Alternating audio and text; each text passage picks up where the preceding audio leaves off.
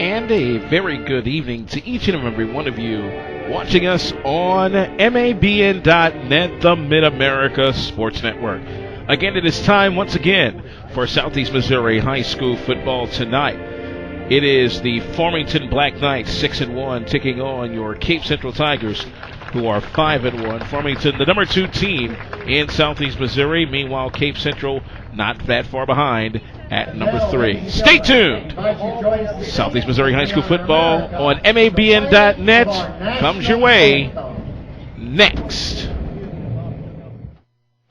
There is a place where there are no lockouts, holdouts, or diva receivers.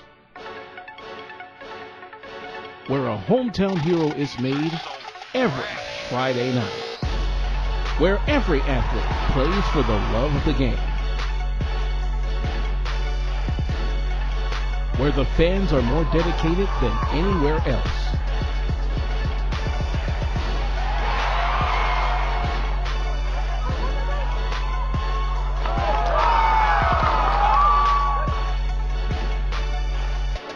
Southeast Missouri's best rivalries play here.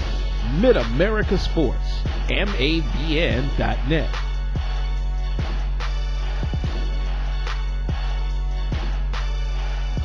Presented by Southeast Health.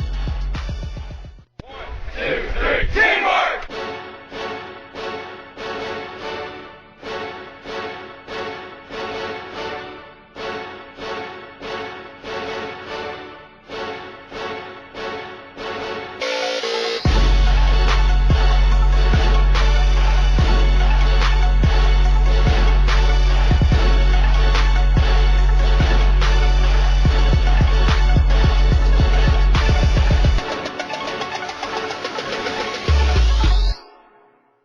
And a spectacular good evening to each and every one of you checking us out here once again on Mid-America Sports, MABN.net. I'm Alvin in Washington, and yes, ladies and gentlemen, you are indeed now in the Auto Trim Design Red Zone. It's district playoff time here in the area, and it's the first of 3 games that the Cape Central Tigers are going to have to play to make their way into yet another state playoff berth like they did last year and a remarkable 10-2 campaign. They've got the Farmington Knights this evening. Really not an easy task. Farmington coming in 6-1 on the year, crushing Jackson 50-14. Connor DeVault with 4 touchdowns in the mix of all of that. Meanwhile, his senior mate Chase Bussenbarg throwing a couple of touchdowns in the mix. Cape Central coming off of a 35-20 victory over Poplar Bluff, a game in which you saw double duty by Christian Cavendish. 2 touchdown runs on offense, 2 interceptions on defense, helped sparking a pretty good attack that kept Poplar Bluff at bay all night long. In just a moment, we will be talking with the head Tiger himself, Nathan Norman, as we are set for another fabulous edition of Southeast Missouri High School football. Stay right here. Coming up next, our pregame talk with Nathan Norman, and then it's Cape Central and Farmington. Stay right here. This is beautiful Southeast Missouri High School football on MABN.net. The results are in. There is a difference in attitude at Southeast Health. You'll find it in a friendly smile, in a pleasant voice, in a helping hand, and in a warm heart. But most importantly, you'll find it in your time of need, when you need it the most. There is a difference. Southeast Health. The difference is how you're treated.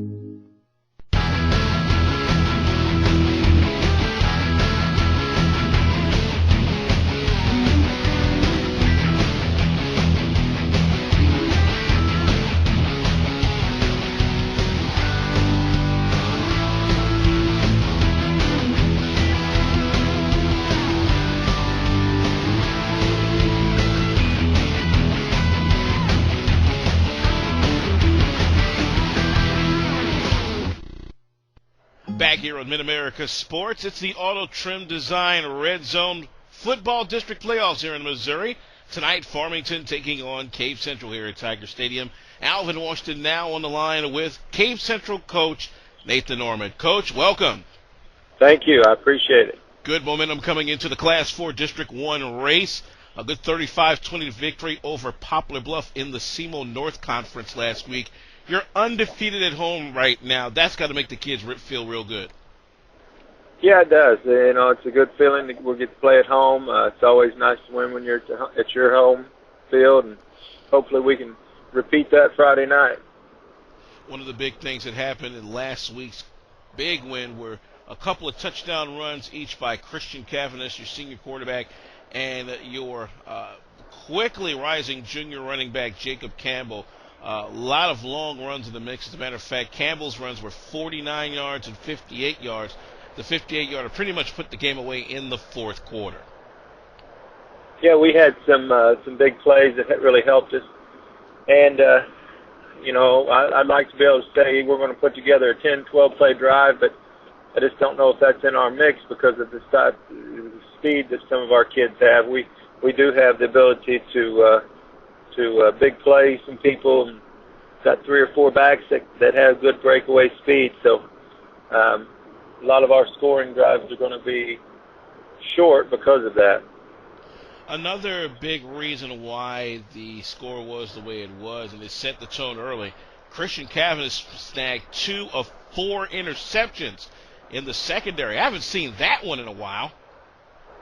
No, we decided to put him in there at the defensive back. We knew that at the end of the year and during district play we were going to have to use him, and we went ahead and pulled the trigger and put him in, and he did a great job for us. He's very athletic, smart football player, and we anticipated that type of result, and he came through for us. He did a great job. When we come back, we'll take a look at tonight's opponent, one that Cape Central knocked off last year to get into the state playoffs last season. But this is going to be a very tough test considering that they've reloaded. The Farmington Black Knights coming up on the other side of this message. You're checking out Mid-America Sports, MABN.net. The results are in. There is a difference in attitude at Southeast Health. You'll find it in a friendly smile, in a pleasant voice, in a helping hand, and in a warm heart. But most importantly, you'll find it in your time of need, when you need it the most. There is a difference. Southeast Health. The difference is how you're treated. Back here on Mid-America Sports as we're talking tonight's Class 4 District 1 game between the Farmington Black Knights and the Cape Central Tigers inside the Auto Trim Design Red Zone. Alvin Washington here alongside Cape Central football coach Nathan Norman. You got the Black Knights coming into town, and you know what happened last year. Big 40-28 victory catapulted you into the Class 4 District 1 race and eventually into the state playoffs. This time around, you got a couple of tough customers. One of them just ran for 4 touchdowns last week against Jackson, and that's running back Connor DeVault. Yeah, Farmington's a well-rounded football team. They're very balanced. They run the ball well. They throw the ball well, and they play good defense. You know, we'll have our work cut out for us, and it'll be a great test. The other man that stirs the pot of the black and old gold is Chase Bussenbark. The young man with a touchdown pass last week helped guide the offense to over 400 yards total offense, 249 of that on the ground. It looks like he's picking up a lot of the playbook that Zach Hibbets had last year. Yep, he's an experienced kid. You know, even though that he didn't get much playing time last year, he's a senior, and you can tell he's a smart football player. And it didn't take him long to understand the system, and he's done a great job for him so far. You know, one person that's going to be very key to being able to keep this defense honest of Farmington is your sophomore receiver, Jacob Borboom. Last week, 3 catches, 54 yards, a couple of them moving the chains. And he's starting to relish his role as a possession receiver on third down. Yeah, he's going to have a good night for us, and we're going to have to be able to get him involved in our offense for us to be successful. He's a smart football player as well, and he's able to do some things for us that help us keep some drives going. So we'll have to incorporate him into the offense, and hopefully he has a big night. You know, considering Farmington is still somewhat running that spread that they did last year with Zach Hibbets, and now with Bussenberg coming into the mix, how important is the conditioning of the defense, especially the defensive line, going to be in keeping that offense off of the field?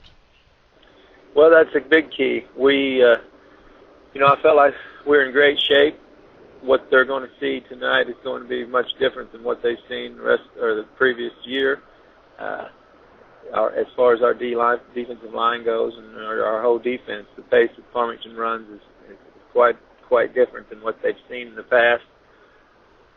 They're going to have to weather the storm early and hopefully settle down and get used to it, because it's hard to prepare and practice for them because of that pace and game situation. But I think our kids will be fine. We're going to rotate some different defensive linemen in, and hopefully that keeps them fresh. People talk about Class 4 District 1, the way it's made up, as arguably the toughest district of all the ones in southeastern Missouri, and with good reason. Not only do you have Farmington in the mix, but you've got returning state semifinalist Sikeston, who really has been on a tear since losing the opening game to Gateway Tech. Nobody has seen within about maybe 30 to 40 points of them since. That's right. It's a tough district. But you got to play the cards you dealt, and that's what we're going to do. We're going to come out and take it one game at a time, and hopefully we end up on the better end of the deal. Coming up, it's Farmington versus Cape Central, round 1 of the Class 4 District 1 race inside the Auto Trim Design Red Zone.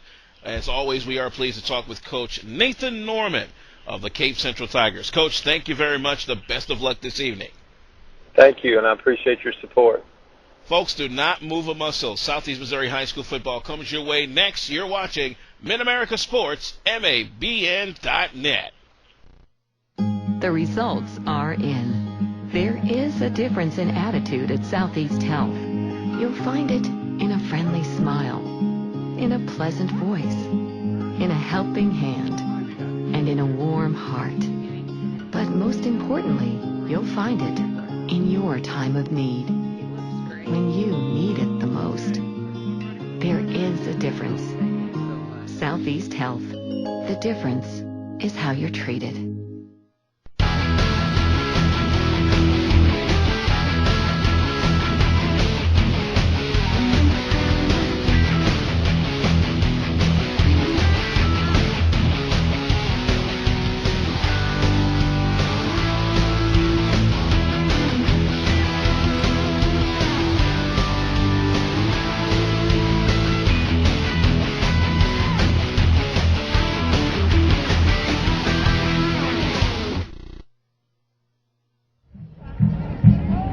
And ladies and gentlemen, we're back here on Mid-America Sports, MABN.net. Tiger Stadium, Central High School, Cape Girardeau, Missouri is where we are for tonight's key Class 4 District 1 showdown. It is the Cape Central Tigers taking on the Farmington Black Knights. Cape Central coming in 5-1 off of the victory against Poplar Bluff. Meanwhile, Farmington blasting Jackson last week.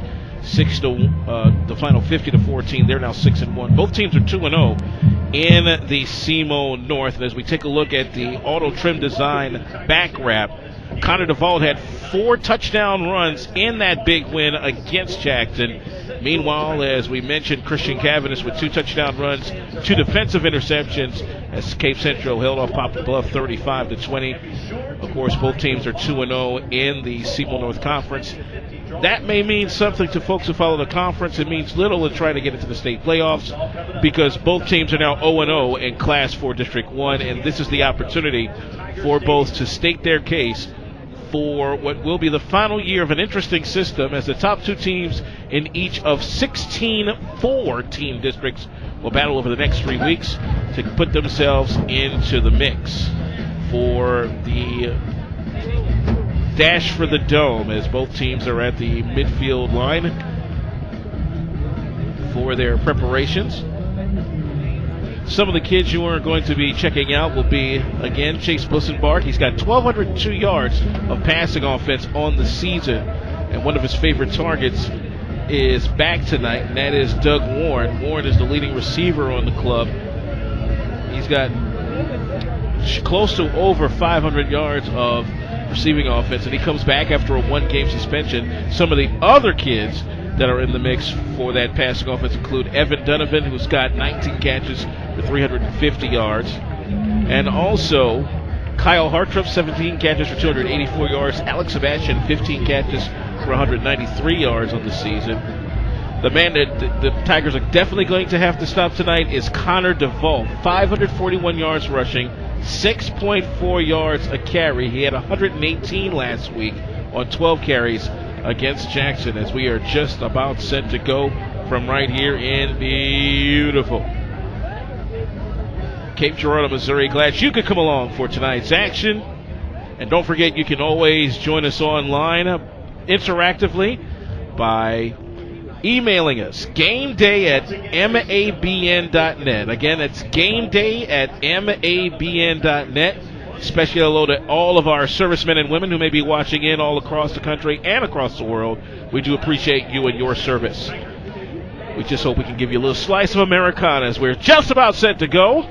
As a result of the toss, it will be the Cape Central Tigers to receive the opening kick. They will go to your right in the black uniforms with the white writing in the orange trim. And we're just about set to go. Kicking away looks to be number 34, the man we just talked about, Connor DeVault. Back to receive are a couple of guys in a high floating kick. It'll be Chris Martin. Bobbles the football right at about the 1 yard line. They'll say touchback. And that is how we will start things off for the kids in black and orange. The starting quarterback for your Cape Central Tigers, again, the senior Christian Cavanis, wearing number 8. He's a 6'1", 175 pounds on the season, just over 50% passing, with 506 yards, 5 scores, and 4 picks. Meanwhile, he has also rushed for 274 yards and another 6 touchdowns. So it may be a good start for this young man as we're just about set to go here. 1st and 10 at the 20-yard line. Looking at that wing T set with a slot to the left-hand side. Man in motion. This is the handoff to Mikey Jones up the middle. Bounces off a tackler and won't get much else. Maybe the line of scrimmage, if that, and that'll bring up 2nd down. We do play 12-minute quarters as mandated by the National Federation of High Schools. No gain on the play. 2nd and 10 as we are live and in living color from beautiful Tiger Stadium in Cape Girardeau, Missouri. Glad you could come along for this edition of Southeast Missouri High School football. As we come in close, there you see Christian Cavanis wearing number 8 with the tight wing T set again. A man in motion. A hand off to Mikey Jones. This time coming off right. This is Chris Martin. Oh, he's got a hand of steam. He might take this one to the house. 1 man to beat. 30, 20, 10. He's gone. Touchdown, Tigers. Wow. Off right tackle and out. Chris Martin takes it to the house, 80 yards, and just that quick. Just like last year when Cape Central knocked off Farmington by the final of 40-28, it was Central who struck first after a couple of fumbles. This time, no fumble tonight. Off right tackle and gone. Just that quick. Now to be Calvin Lovig, the junior specialist, to potentially get himself out there, or are they going to go for 2 here? No, they're going to go for 1. Play clock down to 14, and indeed they are going to go for 2. Well, this is guts to go off the meat rack just that quick. Play clock down to 5 with a wing T set, a man in motion. This is Cavanis looking, throws across. He's got number 2, Jacob Campbell. And Campbell's been making a lot of plays this year. And that is 2 in the books. Just that quick, 8-0 in favor of the Cape Central Tigers, and a great way to get things going. As there you see Jacob Campbell, the man who just caught the 2-point conversion. Wow, wow, wow. What a way to get started. Again, if you just joined us, Chris Martin ran an 80-yard touchdown run on the second play from scrimmage. And then Jacob Campbell does indeed catch the 2-point conversion, and that's why we have quickly 8-0. Cape Central leading Farmington, who, by the way, comes in number 10 on the Missouri State Sports Writers poll this week. And that is in Class 4, by the way. We are in Class 4, District 1, as we're just about set to go here. 56 seconds off the first quarter clock. It was just that simple. And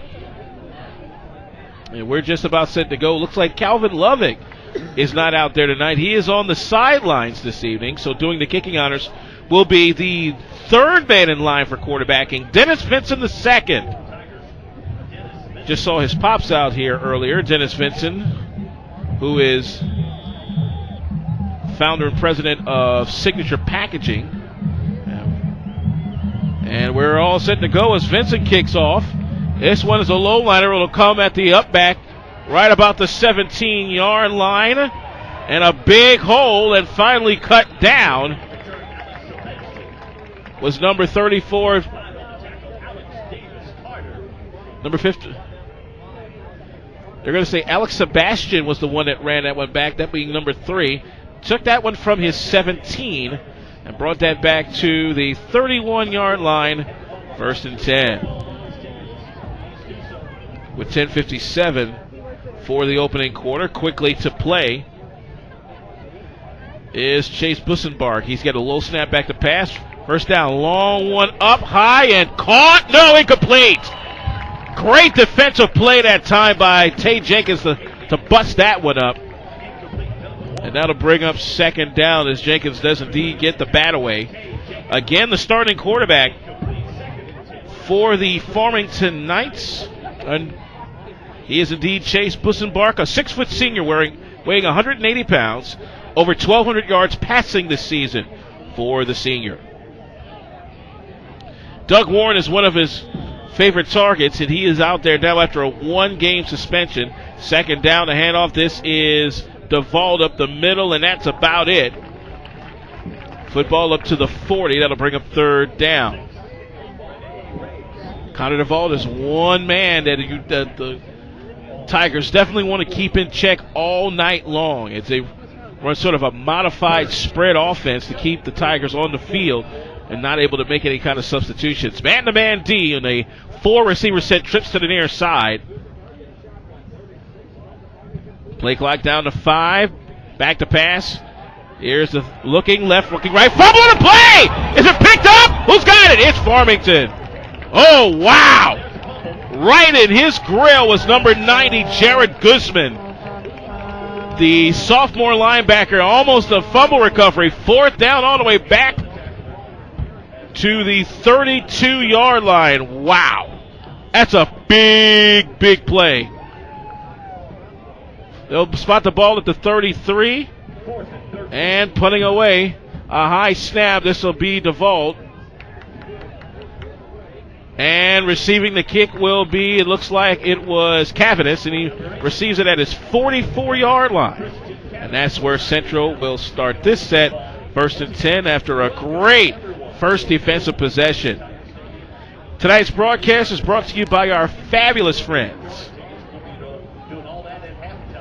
over at Southeast Health. Southeast Health.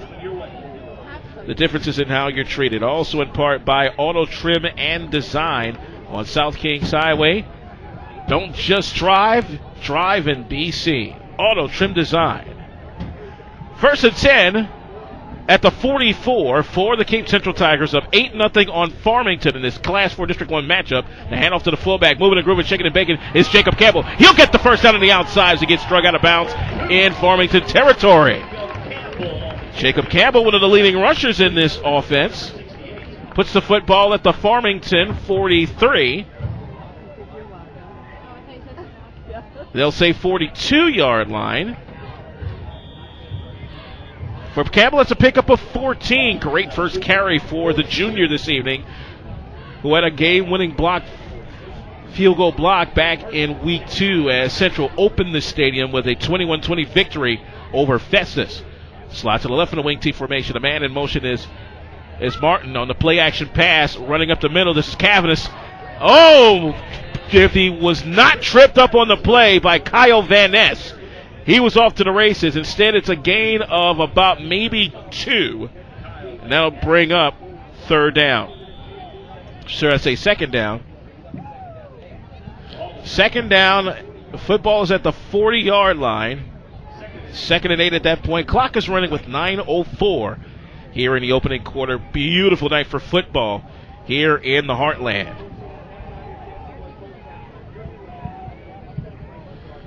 On the wing tee set.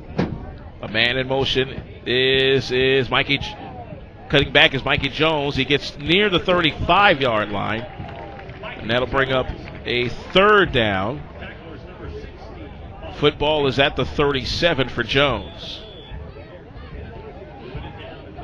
Mikey Jones, the leading carrier on this club, with just under 400 yards for the year.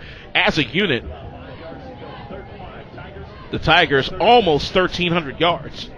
They were well ahead of that pace last year en route to a school record 3,300-yard rushing season. Here we go with third down. Man in motion. Oh, wow. Great play in the backfield. Nice play that time by number 60, Bobby Hanna, the sophomore defensive lineman. That'll bring up fourth down. Nowhere to go.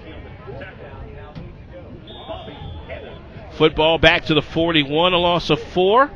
And that'll bring potentially out the kicking unit. And it'll be Cavanis to punt away.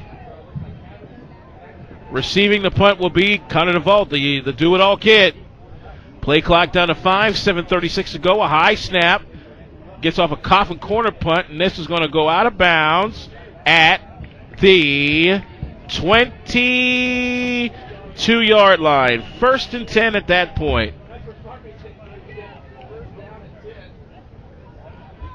7:30 to go here in the opening quarter. It's 8-0. Cape Central leading Farmington here, as Central unable to capitalize on a great first defensive possession. Let's see how the second one goes here with 7.5 remaining for the opening quarter. Farmington, you see there in the white, going to your left here in the opening quarter. 5 receiver set, trips to the far side. A man in motion is DeVault. He'll get the carry. He'll cut back in, and that's about it. As they read that one all the way. Maybe a yard. In on the tackle, big number 98, Chris Bryant, the junior defensive end. Second down. And back to that no-huddle offense once again. You're going to see this all night long. About a yard gain on the play. 2nd down to 9. Back to pass. This is Bussenbark. A man in his face. Ball is up as high. Almost an interception for Cavanis, as the intended receiver was Doug Warren, the 6'4 senior receiver and outside linebacker. He stands a pretty svelte, 6'4" and weighs 200 pounds. This is his first game back since being suspended for the Jackson game. 3rd down and 9 now for the Farmington Knights. Again, now double receivers either side. Back to pass, low snap. Rush is coming again. They tackled him last time. Flag on the play. It looks like this will be a first down. And was there a marker on the field? The answer is no. It'll be a run for Bussenbark, and he does indeed get the first down at the 45. They did it 9. He picked up 11. Well, there's going to be a marker on the field. Excuse us for a moment. They're going to call defensive holding. The question is, will that be marked off? The answer is, are they going to tack that on to the end of the play, or are they going to, yes, they are going to tack that on 5 yards up, or is that 10 yards up? That is indeed 10 yards up to the 45-yard line. So Bussenbark gets it up to the 35, tack on another 10 for defensive holding. At their own 45, first mistake tonight for Central. 1st and 10 at that point. 6:52 to go. The Knights in the white, trying to figure out what's going on, and now the line judge will talk it over to Coach Nathan Norman below your screen. just to make sure that they are good to go.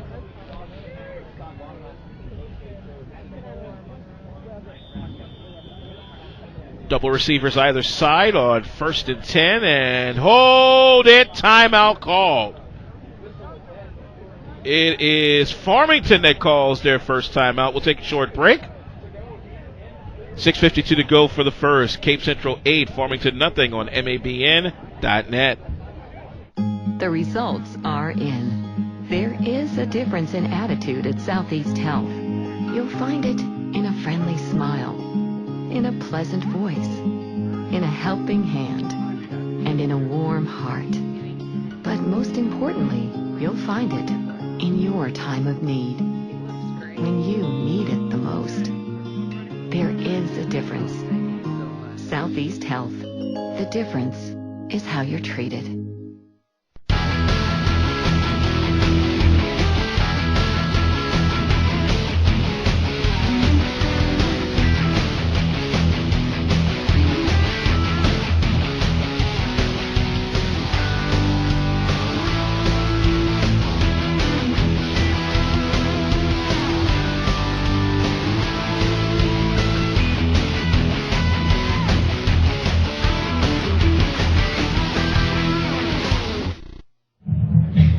We're back here on MABN.net. 8-0, Cape Central leading Farmington here in the first quarter. And now what are we going to do here? Apparently there was a talk over with Cape Central's coach Nathan Norman. Apparently they were looking to see how they were going to mark this. Farmington had a penalty of defensive holding against Cape Central. However, what the referee did inadvertently was mark it off at the end of the run. Defensive holding, however, was during the play, so in that case, it was a choice of either take the yards or take the play, and they're going to take the play, so they're going to push it back to the 45-yard line. And this is a big carry by Connor DeVault. Wow. Big carry by the young man. Connor DeVault breaks it all the way down to the Cape Central 48-yard line.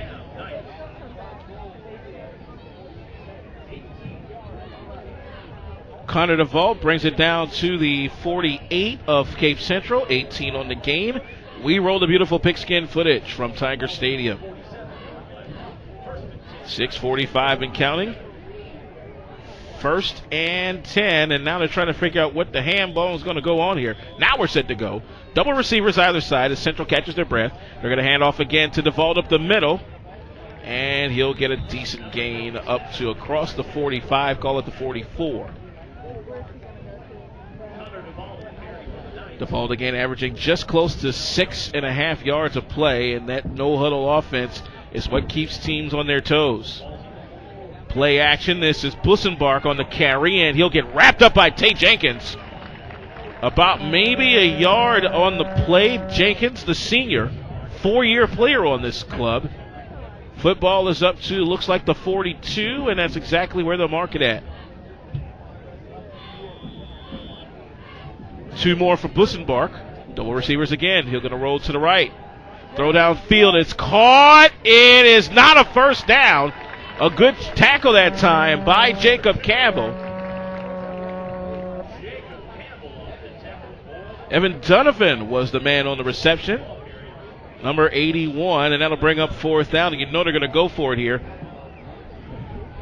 Football is at the 38, a carry on the play, and that'll be 1st down and more for DeVault.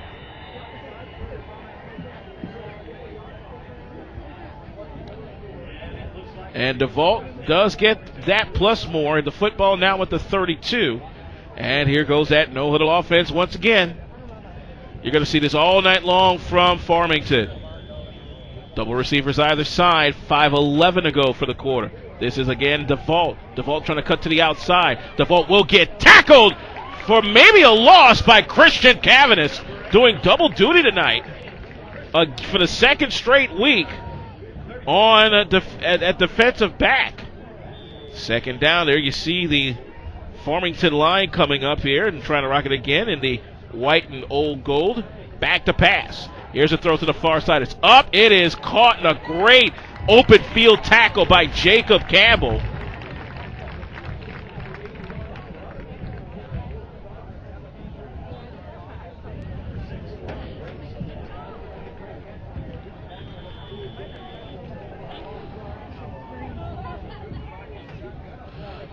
On third down, rolling out to the left. This is a throw. This is a catch. Oh, it's incomplete. It was intended for Warren, and that got dropped. Fourth down. Wow.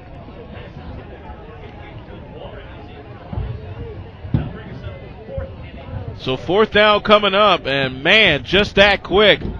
What was going to be a good throw just got stalled. 31-yard line. They're going to go for it on fourth. Double receivers again. Back to pass. Here comes the rush, looking as high. It's up. It is caught. Holy cow! Was that Warren again? Nope, that's Donovan. He catches the pass. Football all the way down to the central 3-yard line. That's a 29-yard pickup. Oh gosh! Big time fourth down catch for Evan Donovan. 6 foot, 170-pound junior receiver. Now doubles either side on first and goal. Rush up the middle. This is a carry by DeVault, and he may be tackled for a loss. They'll say no gain. Second down. Good play that time by Jacob Margetta, the junior linebacker. Second down, no gain on the play. Football is at the 3 again. Clock is running with 3:50 to go. Great looking drive right now by Farmington to try and match Central's drive. Man is rolling it out. This is Bussenbark to the left. Going to take it himself. He's in. Touchdown. Jacob Borbone tried to get off his knees to make the play, but couldn't in time. And there goes young Chase Bussenberg on a 3-yard carry. And just that quick, it is 8-6 in favor of the Cape Central Tigers, pending the conversion.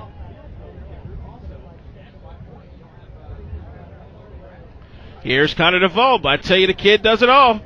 He kicks, he runs. What can't this kid do? Snap is down, kick is up, it's high. It is through the uprights and good, and it's a 1-point Cape Central lead. 8-7 is now your score, as the Cape Central Tiger lead is now down to 1. Just a reminder, coming up on next week, we take the Auto Trim Design Red Zone over to Jackson Stadium. Senior night for Class 5 District 1 football. The Seckman Jaguars of Imperial invade Jackson Stadium to take on the Indians. Kickoff is at 7 o'clock. We'll have the pregame for you at 6:45. And it's right here on your home for Southeast Missouri High School football. MABN.net, the new Mid-America Sports.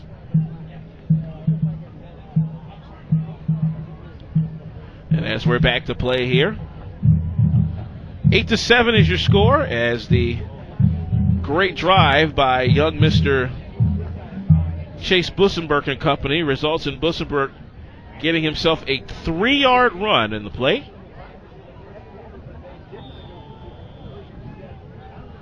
Connor DeVault now back to kick, and you know he may be in line for one of those sneaky onside kicks to give Farmington advantage, so the hands team better be ready to go. Here's a line drive kick. Comes off the hands, and wait a minute. Somebody went too quick. Somebody went too dang blang it quick. Illegal procedure is called against the Tigers. The Black Knights, I should say. So we'll push this back 5. They'll kick off from the 35 this time. 3:38 to go here for the opening quarter. For those of you who just joining us here online, Cape Central kicked things off with an 80-yard touchdown run by Chris Martin. A couple of possessions later, Farmington answers back with a great drive, capped off by a 3-yard run from Chase Bussenbark. Connor DeVault had a lot to do with that, including a big 18-yard run on 4th down.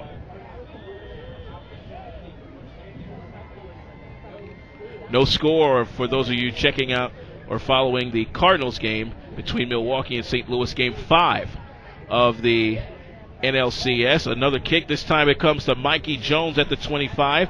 Jones moving, grooving, shaking, bacon, gets some good field position, trying to bring a whole gang of folk with him. as the football is down around the 39-yard line. So a good-looking run back there for Mikey Jones as the football is indeed at the 39. 1st and 10 at that point. Looking at the scoring summaries, Central 2 plays 80 yards. They only needed 56 seconds for their drive. Farmington went 14 plays, 88 yards in their last drive to get the score. Let's see what happens in this particular neck of the woods.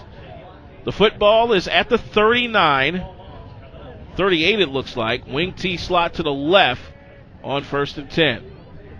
A handoff up the middle. This is Jacob Campbell. He'll get short gain, 2nd down. Football about maybe the 42, the 43. They'll mark it at the 43. 2nd and 5.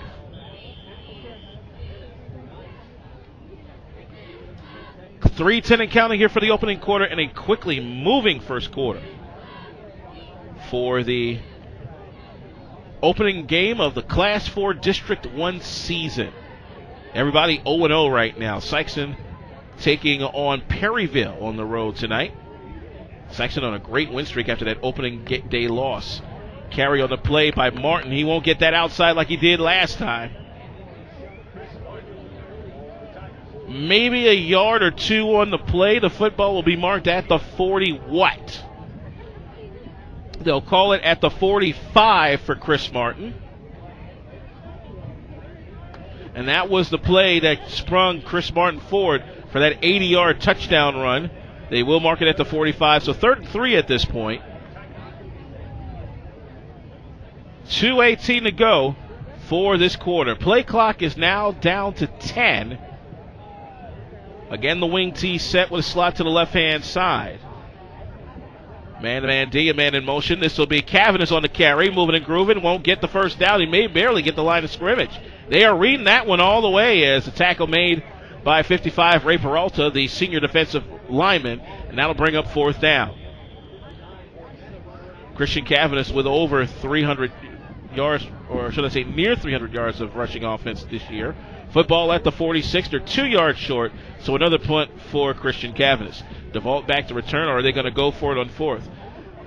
Double receiver sets. DeVault is back to pass, a high snap, and a short punt. This will be DeVault. Will get it at his 16. And a run back. DeVault will get stopped at about the 28-yard line.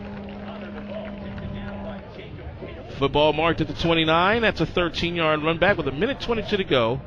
And Cape Central up 8-7 on Farmington. And quickly come the Farmington Black Knights. 6-1 on the year. They're currently number 3 in Southeast Missouri. Number 10 in Class 4 on the AP State poll. Trips to the far side. Double receivers near side in an open backfield. Here comes a man in motion that looks to be DeVault. Black to pass is Bussenbarg. A lot of time downfield. It's high. It's up. It is incomplete and no flags. Great defense by Garrett Evans, the leading receiver by yardage on this club. And no flags, no markers. 2nd down and 10 with 1:13 to go. Cape Central 8, Farmington 7 here in the first quarter. Again, the no huddle.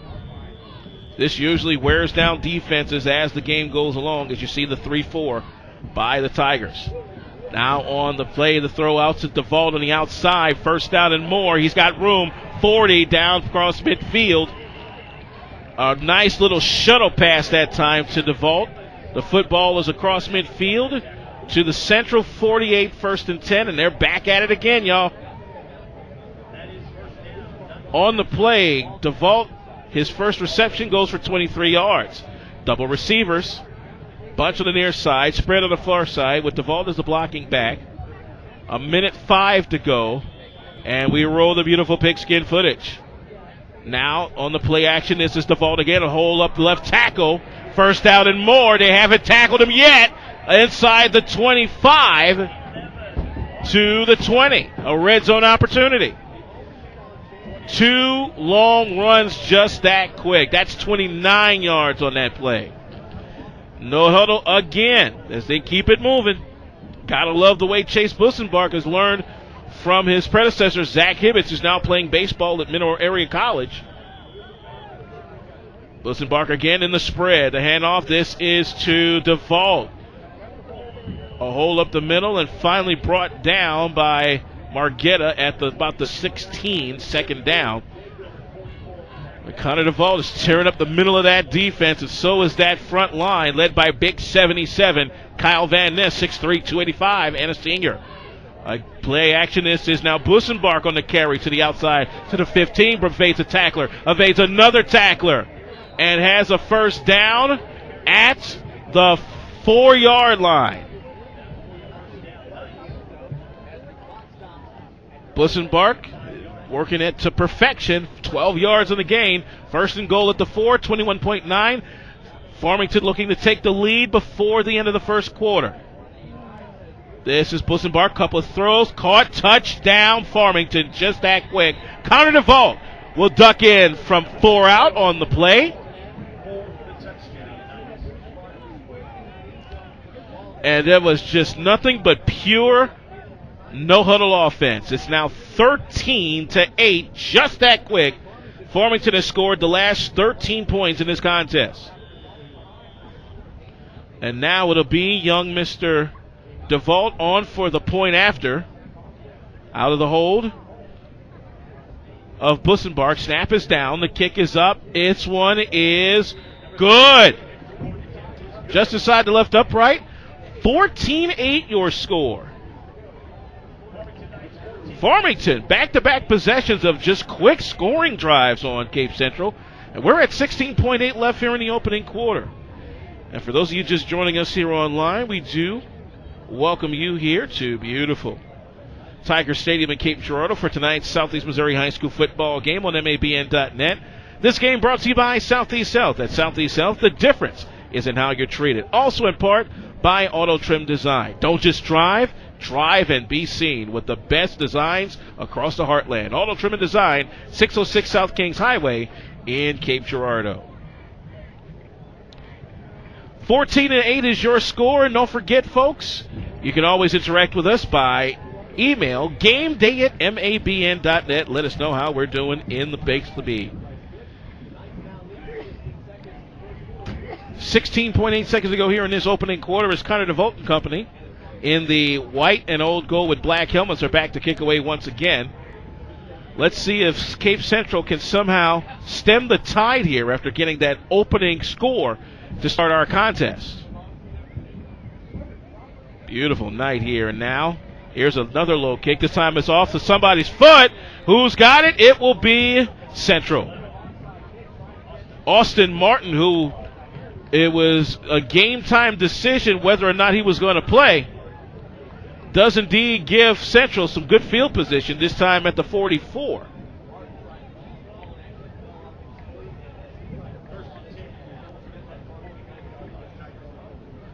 So on that scoring drive,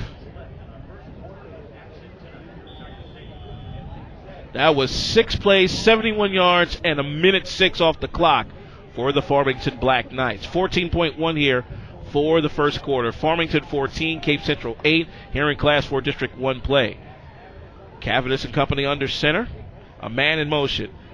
This is Mikey Jones. Fumbles the football, keeps it. Yeah, you can't have mistakes like that against Farmington as the quarter will end.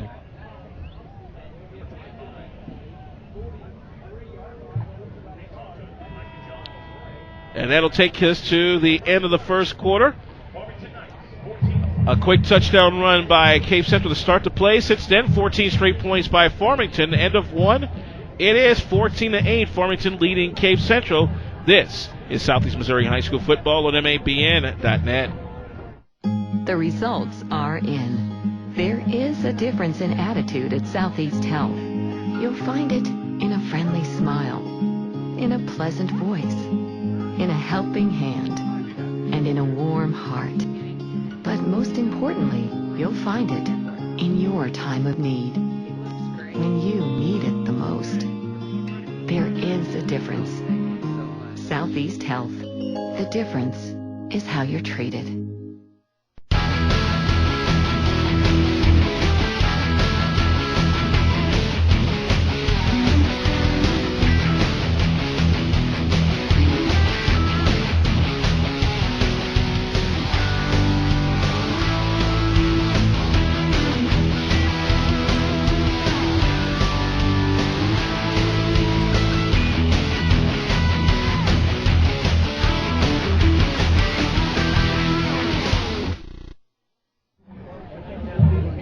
Here on MABN.net. This is Southeast Missouri High School football, and right now the Farmington Black Knights leading the Cape Central Tigers in Class 4 District 1 action. The score is 14-8, a man in motion, and now this is Chris Martin on the carry, tripped up for just a moment, and maybe gets a yard out of it. The trip up that time by number 35, Devin Nagel.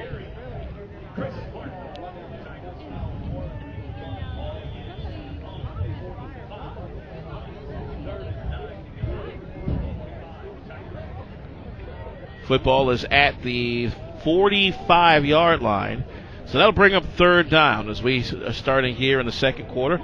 Right now on third down this evening, Central is 0 for 2. They need a big one here to stay in the game against the 10th-ranked team. And now Christian Cavanagh says, hold on, I need some 60 to talk about this one because something didn't look right. We'll take a break here. 11:18 for the second quarter. Farmington 14, Cape Central 8 on MABN.net. The results are in. There is a difference in attitude at Southeast Health. You'll find it in a friendly smile, in a pleasant voice, in a helping hand, and in a warm heart. But most importantly, you'll find it in your time of need, when you need it the most. There is a difference. Southeast Health. The difference is how you're treated.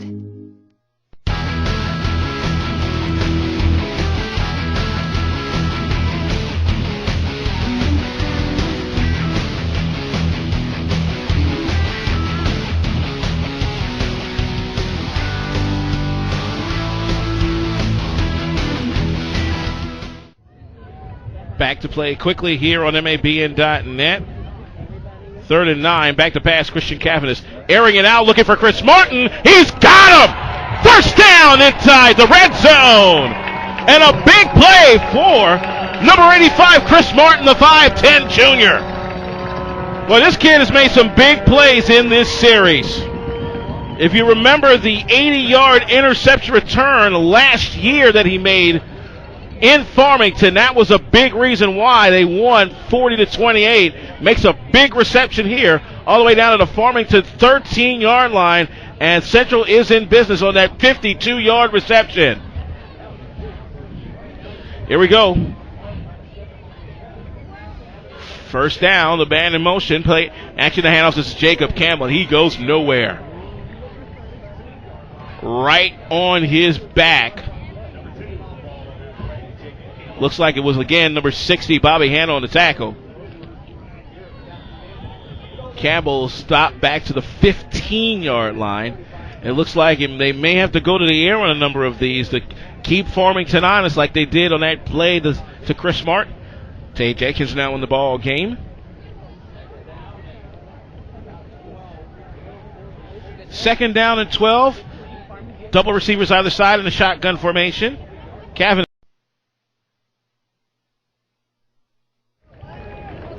Ladies and gentlemen, we do apologize for technical difficulties, but we have had some scoring so far since we left you. It is now Cape Central now back down by the score of 21-14. Central got a touchdown run of the 4-yard variety from Chris Martin, only to be thwarted back by a 66-yard run by Connor DeVault, and that's why we sit 21-14, and now the kick is off again. It's a high one. It'll come to the 24-yard line, and up the sideline goes Alex Davis Carter. First day and 10 at that particular point.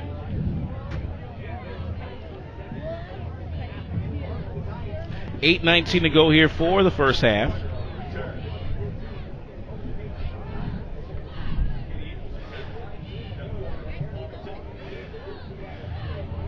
This is a pretty good one here so far between Farmington and Cape Central. Last year at the half, Central was down only to come back and win this one by 2 scores. Let's see what happens this time around. First and 10 for the Tigers at the 36-yard line. The man in motion is Chris Martin, who's got 2 touchdown runs tonight. He's going to get about maybe a yard or 2 on that carry, second down. This series started at the 36.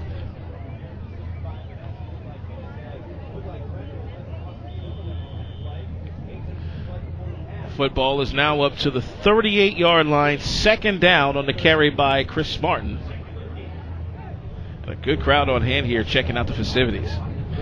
The band having their mentions tonight. Lots of alumni in the house. Second down, about 8 yards to go. A man in motion, a handoff. This is now Mikey Jones, and he'll get stopped at the line of scrimmage.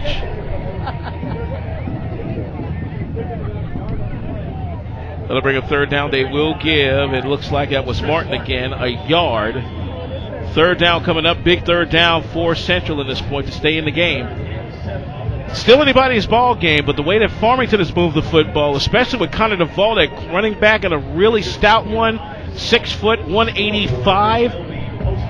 Central is going to have to keep pace with third down conversions. Double receivers either side on third down. Cavanis back to pass. A lot of time. Going to dump it off. He's got Jacob Campbell, but short of the first down mark. Football up to the 41. That'll bring up fourth down. It may a pickup of 2, and that'll bring up fourth down in the punting unit with 6:38 to go. And are they going to go for it on fourth? Nope, they'll be in punt formation. And again, it's DeVault back to receive. On the kick, a near block. It's high. It rolls. It goes way back. A fumble on the play! Who's going to get it? Who's going to get the football? Looks like it's Central. Hold that thought. It is Central. It is Central. First down, Tigers. Oh, what a break for Central. Wait a minute. Hold on.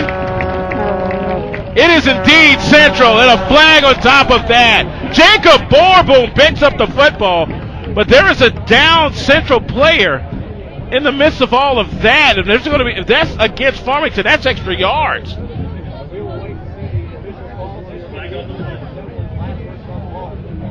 They're going to say Jacob Campbell was the one that got the fumble and attacked some more yards. The football was recovered at the 22 of Farmington. And Farmington, whoa, baby. You got to love this if you're a Cape Central fan. Personal foul, half the distance. The football should be marked at about the 11-yard line. So Central with short field opportunity to punch this one in the end zone and quickly.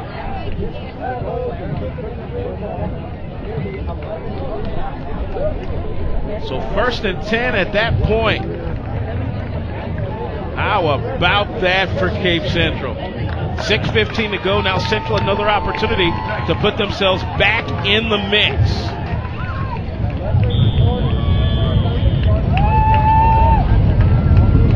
First and 10, a red zone opportunity for Central at the Farmington 11. This is put up or shut up time for the young Tigers. Christian Cavanis, the senior, guiding the offense. You hear the crowd behind us. Cavanis is going to take it himself.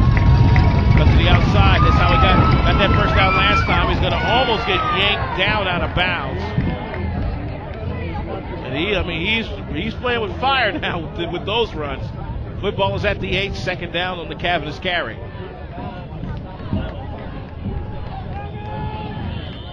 And they're going to try and run outside of this very, very tough Farmington defense as much as they can.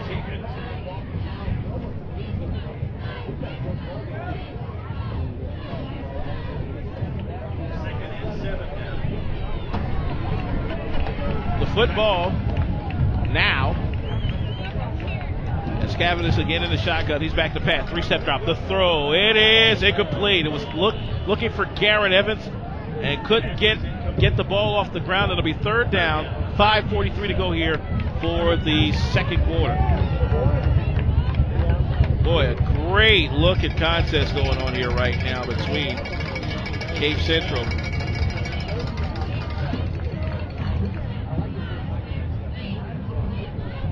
Third down coming up.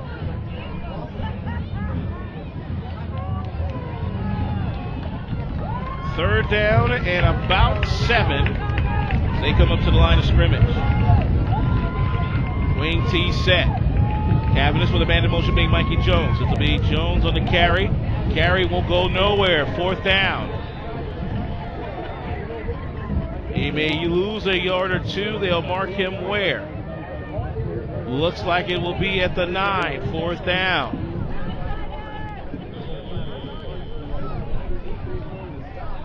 And so another red zone stop for the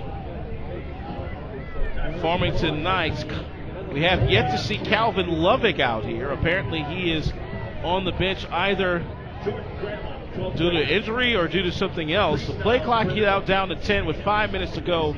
Now the play clock nearing 5 seconds. Fourth and about a long 8. A man in motion. Play action. This is Cavendish. He's going to air it out for the end zone for Barbo. Flag on play and a first down. Jacob Barbo literally tackled in the end zone. That is definitely pass interference, and the central crowd below us loving that. It is indeed pass interference.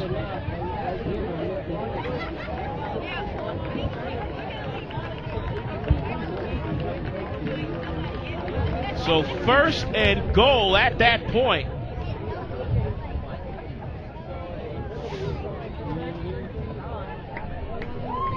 Let's see what happens now. First and goal for Cape Central. Now this is at the about the 4-yard line.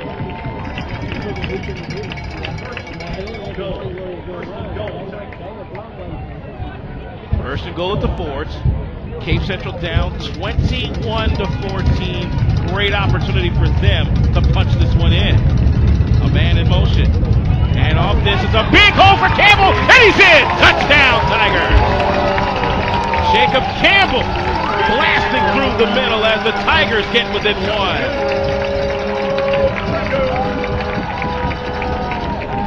Oh, this is another one of those here in Class 4, District 1, ladies and gentlemen. Right now, Central trails by 1, pending the extra point, or as we've seen so far tonight, the 2-point conversion.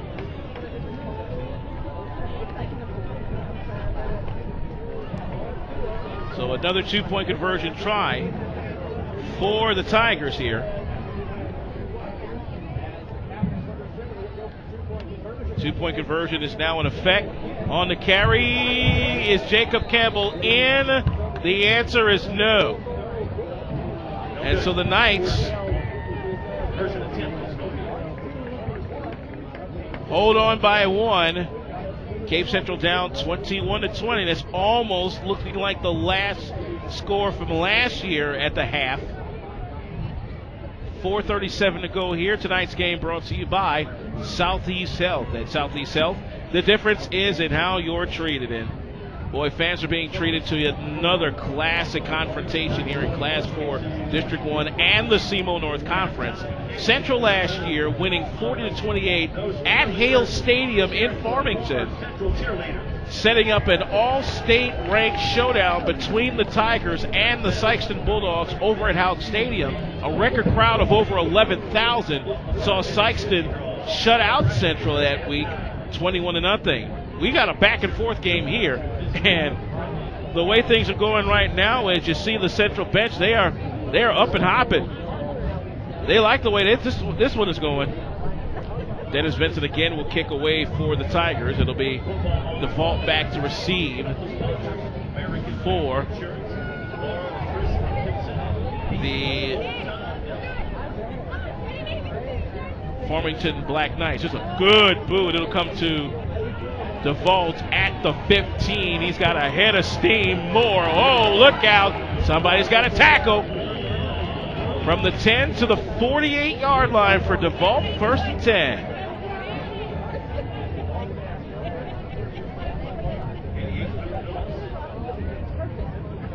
.428 to go, as it was a good 38-yard run back by Connor DeVault. 1st and 10, and on the auto trim display scoring summary, that drive took 8 plays, 64 yards. The key play was a 52-yard touchdown reception by Chris Martin. Bunch quads to the far side on 1st and 10. Back to pass, looking for the one-on-one with Warren. Not even close. Stride for stride with him. Looks to be Colin Dodd, number 83, 2nd down. Nope, that was Travis Bowers, by the way. Travis Bowers coming up from the junior varsity club. They're going to try that. They're going to try that connection again on the outside. 2nd down. Clock stop 4:22. Again, they're going to go with the bunch quads. And now man-to-man defense. Bussenbark, watch for the fake up the middle. Low pass. Here comes Bussenbark on the carry. He's got the 1st down. Almost gets knocked down out of bounds by Cavanis at the Central 43.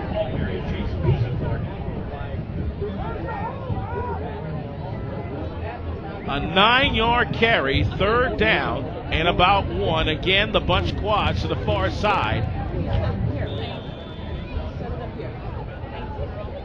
No doubt Bussenbark does have the ability to run one. Snap back, the throw is up, it's high. This one will be caught by Warren, and he'll take this one to the house.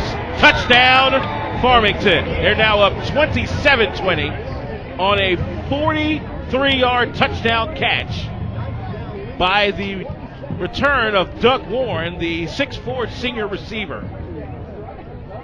Just that quick. They exploited that outside real smooth on that one. The extra point coming up by young Mr. Connor DeVault once again out of the hold of Bussenbark with 4:06 to go for the 2nd quarter. Snap is down. Flag on the play. Hold everything. Don't move. They're going to call encroachment against Central. So let's try that again. About 1.5 yards on that play. Maybe a potential try for a 2-point conversion. Nope, they're going to kick it again. Again, DeVault out of the hold of Bussenbark. The snap is down. The kick is up. This one is high and good. And now Farmington back up 8 once again. This time it's 28-20 in favor of the Farmington Knights. As you're watching us here on Mid-America Sports, MABN.net. Don't forget to join us online by email. Game day at MABN.net. Again, game day at MABN.net. Let's get an update for you from the NLCS. Bottom of the 3rd. 3-0 in favor of the St. Louis Cardinals, leading the Milwaukee Brewers. St. Louis trying to get a 3-2 lead in that set. Taking a look at some scores from across the heartland. End of 1 in Class 2 District 1. Caruthersville leading Malden by the score of 14-0. Caruthersville right now doing a nice job in the roll here. Class 1 District 2, St. Vincent right now leading Chaffee at the end of 1. 14-0 on the Southeast South area scoreboard. Dexter 21, Kennett 7 end of 1 in Class 3 District 1. Fredericktown 6, Evander County nothing. Sykeston at the end of 1 leading Perryville 30-0. Jackson leading Poplar Bluff. That scored 20-14. That's in the 2nd quarter. Meanwhile, here comes DeVault and company again to kick away. And this one goes out of bounds. And it'll give Cape Central great field position again, trying to stay with Farmington in a 28-20 contest here in the 2nd quarter.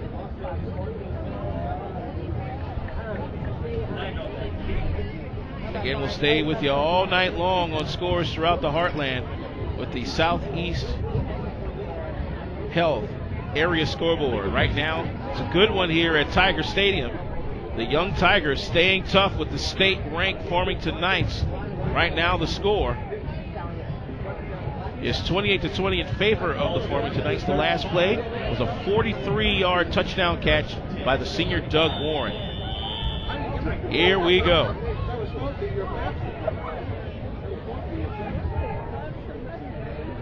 Wing T set with a slot to the near side. A man in motion. This is Chris Martin again. Ducking, dodging, moving, grooving, shaking, making, still on his feet. Gets knocked down. Slung forward for a couple of more yards. And that'll bring up second down. A good carry that time by Chris Martin, already with 2 touchdowns tonight. The football is up to about the 42, second down.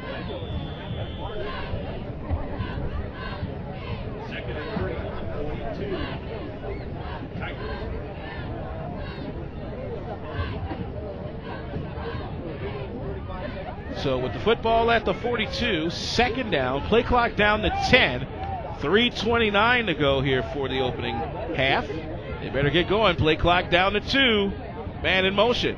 Handoff up the middle. This is Jacob Campbell short of the first down mark. About the 44-yard line is where Campbell is stopped at. That'll bring up third down. 3:12 to go here. Football is at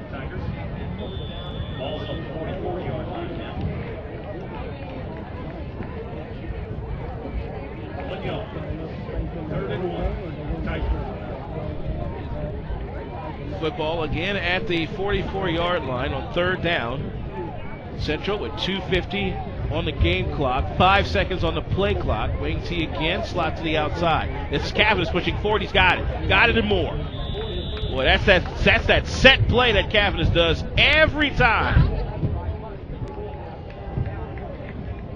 With 2:39 to go, the football will be marked about the 46. Is that where they've got it, or is it the 45? Clock stopped momentarily at 2:39. They will give him the 46, so that's a 2-yard pickup on third down for Christian Cavanis. Again, apparently the Tigers are without the services of Calvin Lovick, their kicker, this evening. So their options are pretty much at a premium as the clock runs with 2:26. Play clock down to 10. Wing T slot to the far side on 1st and 10. A man in motion. Almost. Here comes Campbell. Big hole. First down and more.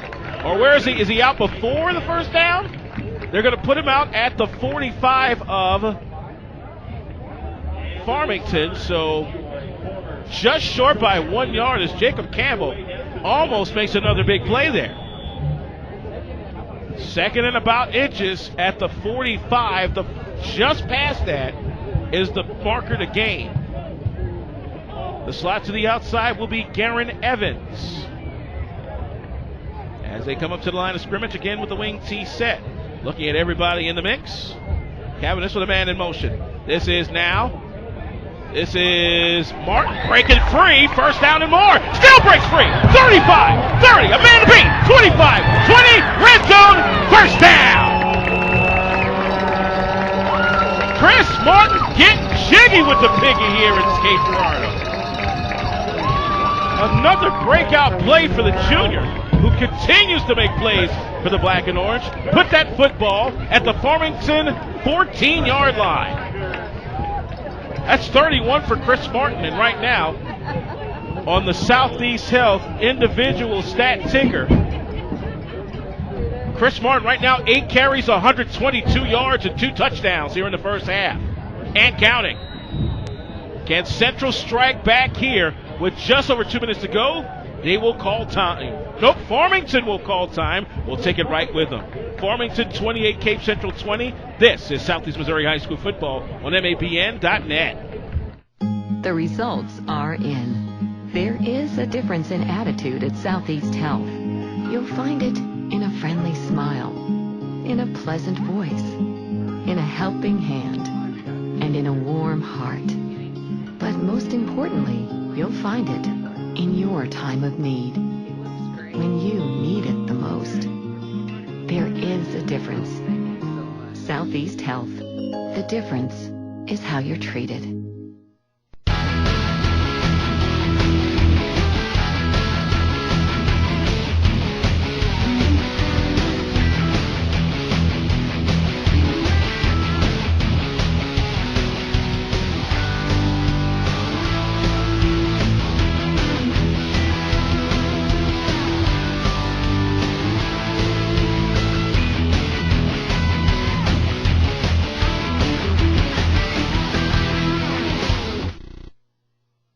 The results are in. There is a difference in attitude at Southeast Health. Back here on MABN.net is Chris Martin. This young slunk way down in the backfield on 1st and 10. Farmington up 28-20. The football all the way back near the 20-yard line on it looks like to be a 6-yard loss for Chris Martin. Already over 100 yards on the night. That brings up 2nd down. We'll get you caught up with all the action all across the Heartland and in the National League Championship Series with St. Louis and Milwaukee on the Southeast Health halftime report. 90 seconds to go here in this opening half. 2nd and long at the 20-yard line. A slot to the near side is Jay Jenkins. A man in motion. Hold it. What's up?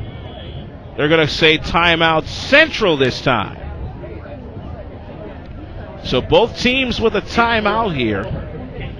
And as we keep it right here in the midst of all the fun, let's get you caught up on the Southeast Health area scoreboard.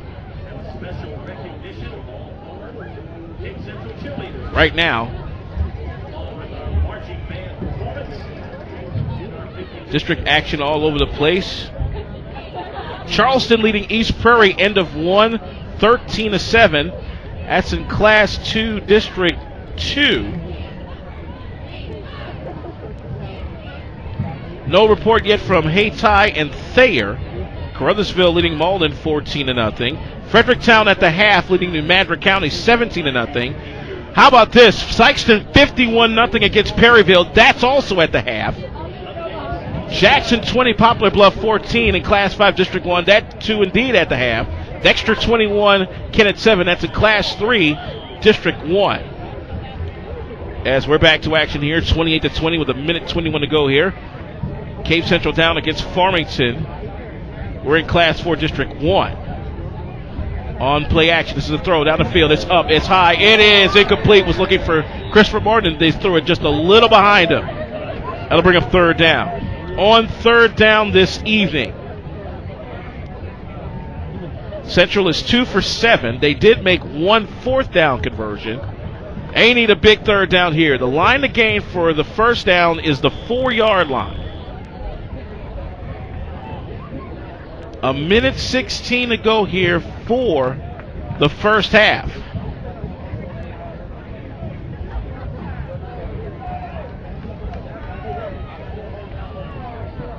Slot left on 3rd and long.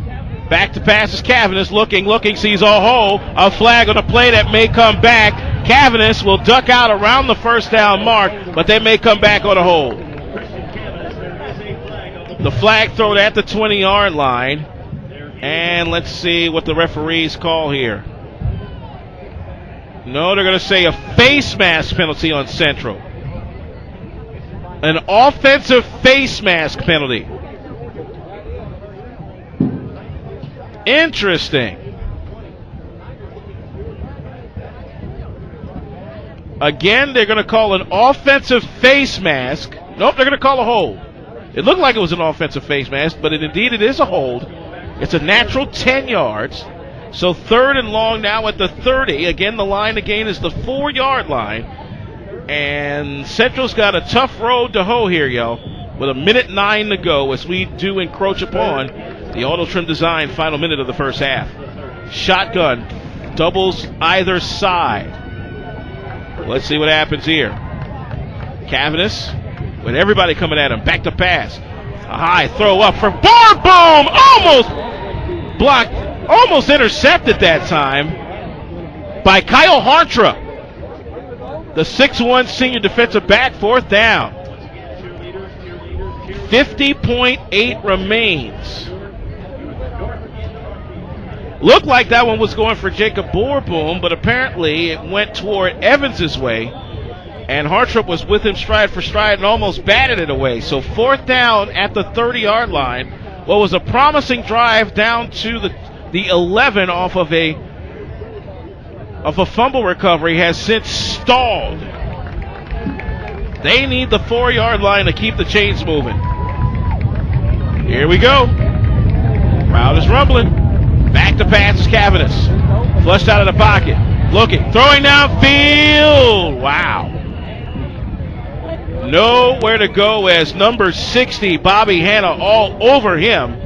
Turnover on downs with 43 seconds to go here in the first half, and Farmington with another red zone thwart. And the kick part about it is Farmington will get the ball back in the second half. No doubt they want to go up by 2 scores here before the end of the period. They are about 70 yards away. They'll go with the spread formation with trips to the far side. Back to pass is Bussenbark. He's got a lot of time. A man in his face. Throw downfield is up and way out of bounds. Second down. Intended receiver looks to have been Doug Warren, who caught a touchdown pass last time.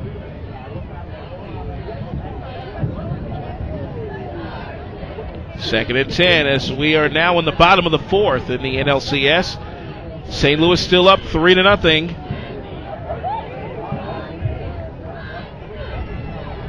Bunch receivers on the far side. Back to pass is Bussenbark again. They're going to go in the middle. Almost. Oh, wow. Wide open was Alex Sebastian as the ball just zipped past Jacob Bargetta. Third down, and that'll go as a drop, and that'll go 3rd and 10 at the 30-yard line. Now on third down this evening for the Farmington Black Knights, they are 2 for 5. They're also 2 for 2 on fourth down. Spread again with trips to the far side. Let's see what happens here. Default is the blocking back. No doubt he may get it. 3-step drop, the throw across the middle. The catch is made, and first down. Sebastian with the catch. The football is at the 41, and the no huddle coming up. The clock stopped momentarily with 26.9, and here we go again. Trips far side, singled near side as Martin comes off limping. Looks like he may have taken a shot to the groin.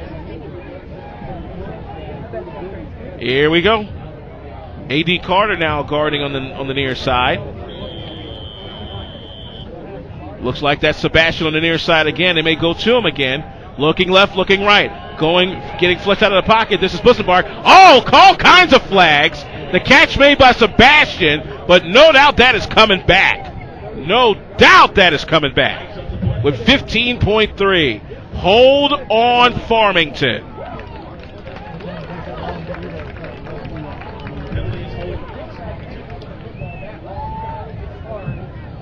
So they're going to probably push this one from the spot of the foul, which looks to be the 37-yard line of the Farmington Black Knights. And they'll push them back 10 yards. Let's see where the spot is. It's going to be the 27.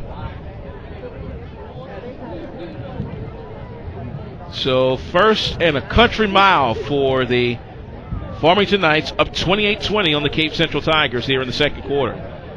Again, the spread formation. And timeout called. Indeed it is, and it will be Farmington burning its final timeout. Let's take it with them. 28-20, Farmington leading Cape Central in the second. This is MABN.net. You'll find it in a friendly smile, in a pleasant voice, in a helping hand, and in a warm heart. But most important, in your time of need, when you need it the most. There is a difference. Southeast Health. The difference is how you're treated.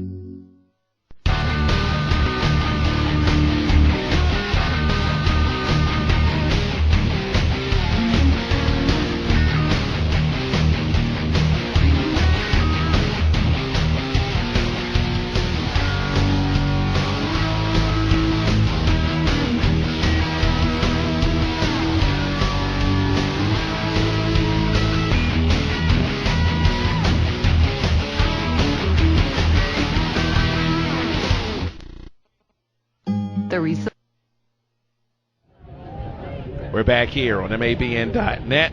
28-20. Farmington leading Cape Central here in the second quarter. Here at Tiger Stadium in Cape Girardeau, Missouri. We have an update from the National League Championship Series. St. Louis in the bottom of the fourth now, up 4-0. on Milwaukee, trying to extend their lead in the NLCS and take it back to Milwaukee toward this coming Sunday for a penultimate contest. Right now we have 14.4 seconds left here in the second quarter. 28-20. Farmington leading Cape Central. Farmington in the white with bunch strips to the far side. Low snap. Big hole up the middle. And Bussenbach will dump it off to the side. And that will be short of the first down mark. Kyle Hartrup makes the catch on what was very close to a lateral throw after the fumble by Bussenbach, and that'll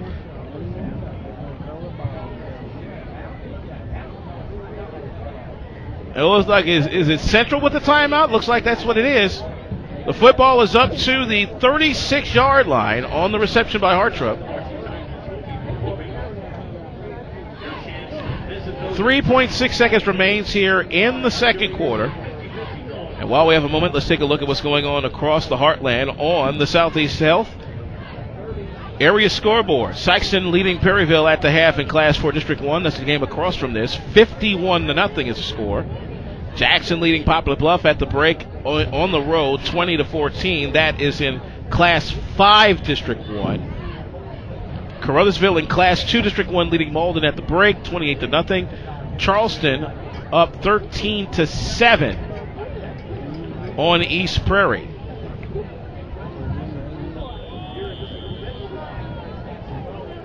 .6 remaining here in this second quarter. Double trips to the near side. Now 4 receivers. And back to pass. This is a shot in the middle and nowhere to go. They tried to sneak one underneath, and right there on the tackle was Margetta on the reception by young Mr. Connor Duvall, who's been a big thorn in Central's side this half. And that'll take us to the break.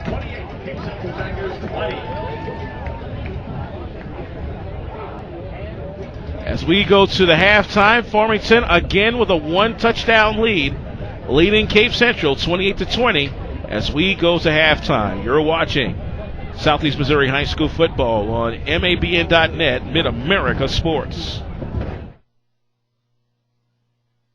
The results are in. There is a difference in attitude at Southeast Health. You'll find the results are in.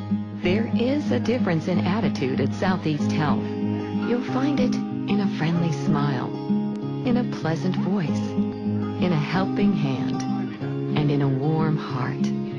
But most importantly, you'll find it in your time of need, when you need it the most. There is a difference. Southeast Health. The difference is how you're treated.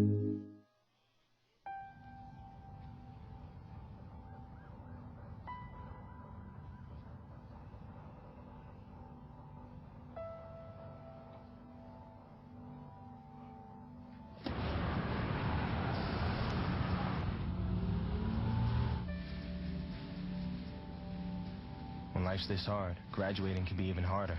But you can help Ativa and the students in your community make it through by visiting boostup.org.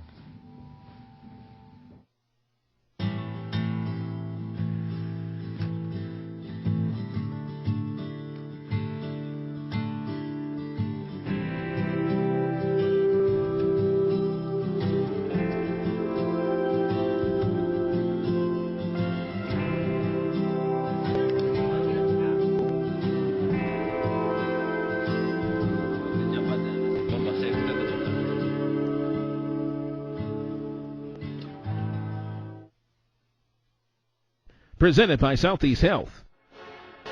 There is a place where there are no lockouts, holdouts, or deal receivers. The results are in. There is a difference in attitude. You'll find it in a friendly smile, in a pleasant voice, in a helping hand, and in a warm heart. But most importantly, you'll find it in your time of need, when you need it the most. There is a difference. Southeast Health. The difference is how you're treated.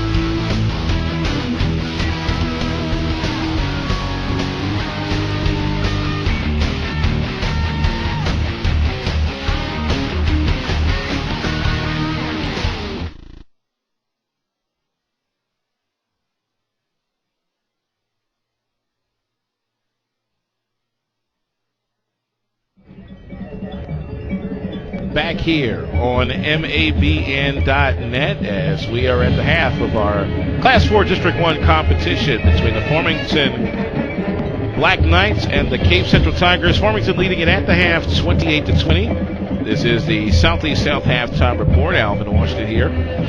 Back at the friendly confines Tiger Stadium in Cape Girardeau, Missouri. As you check out the Cape Central Tiger marching band in our front view, let's go over some scores from around the district action. At halftime, Class 1 District 2, St. Vincent right now leading Chaffee 28-7. Class 2 District 1 at the half, Carruthersville 28, Malden nothing. Charleston leading East Prairie 33-21. Dexter leading 41-14 in their game against Kennett. That's in the third quarter. North County leading DeSoto at the break 23-6. Sykeston up 51-0 on Perryville. That's at the break. Quick look at what's going on in the National League Championship Series. They've gone to the top of the fifth at Busch Stadium. St. Louis leading Milwaukee by the score of 4-0. We'll keep you updated on all scores all over the sports world as much as we can, with the big ones, of course, being right here in the Heartland with the first round of district action and the all-important Game 5 of the National League Championship Series. 2-minute break and we're back. You're watching Southeast Missouri High School football. Farmington 28, Cape Central 20. This is Mid-America Sports, MABN.net. The results are there is a difference.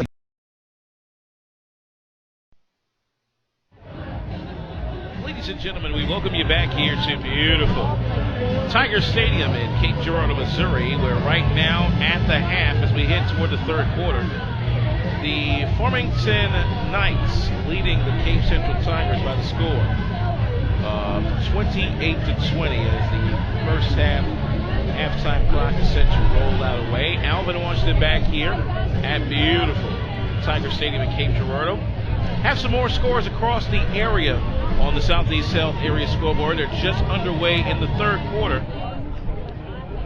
33-21, Charleston leading East Prairie. Poplar Bluff on a 13-point run right now, up 27-20 on Jackson. And boy, the Jackson Indians have been snake bit after leading by so many times. Park Hill Central right now leading John F. Kennedy of St. Louis. That scored 35-0. Third quarter, Tyson Estes with a touchdown run.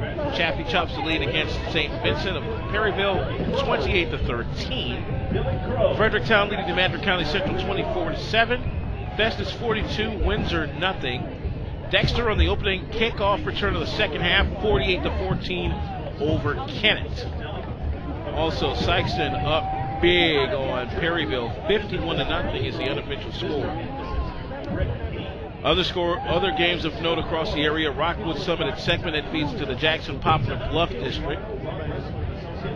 Crystal City is at St. Pius that feeds to the district with Scott City, who's hosting Herculaneum. No score from there as of yet. Valley Catholic in Cleveland, NJROTC of St. Louis. I'm almost certain Valley has that game won well in hand. Right now in the bottom of the fifth in the NLCS, St. Louis leading Milwaukee by the score of 4-1.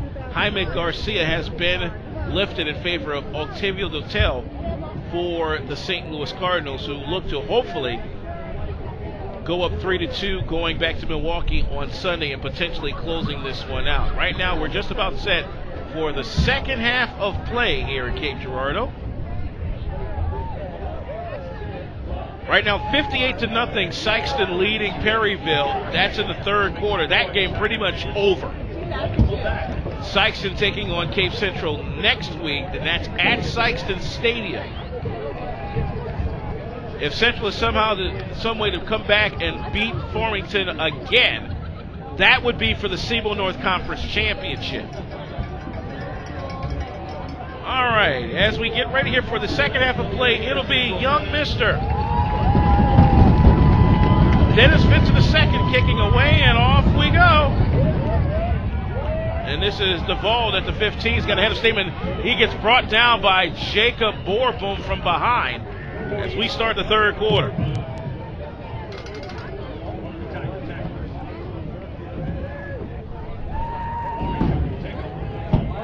A flag down on the play, however, on the run back. Was that against Central, or is that against...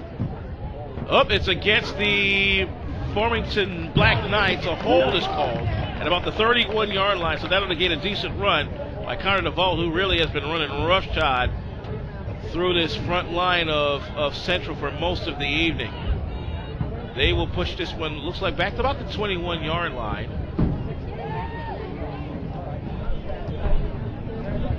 And that is where indeed we begin. Don't forget, join us by sending an email, gameday@mabn.net. Again, the quarterback for Farmington is number 2, Chase Busenberg. Busenberg on the carry, and not much else. Nope, that's DeVault on the carry. Connor DeVault, the senior. The football up to about maybe the 24, second down. And they will, looks like into the 24, the 23, where they will officially mark it to the 23-yard line. Second and 8 at that point. Carry on the play. This is DeVault bouncing outside and rolled out of bounds into the Farmington bench. Football up to just short of the 30. Looked like that was going to be maybe a play for loss, but nothing going. And again, here comes the no huddle. Football is at the 28-yard line, 3rd and 3 at that point. Busenberg in the shotgun again. He's going to take it himself. He's going to roll to the outside, come back and get barreled by Austin Martin, 4th down. Big first defensive possession for Central. The question is, can they capitalize here in the opening minute? Football back to the 25. 4th down coming up.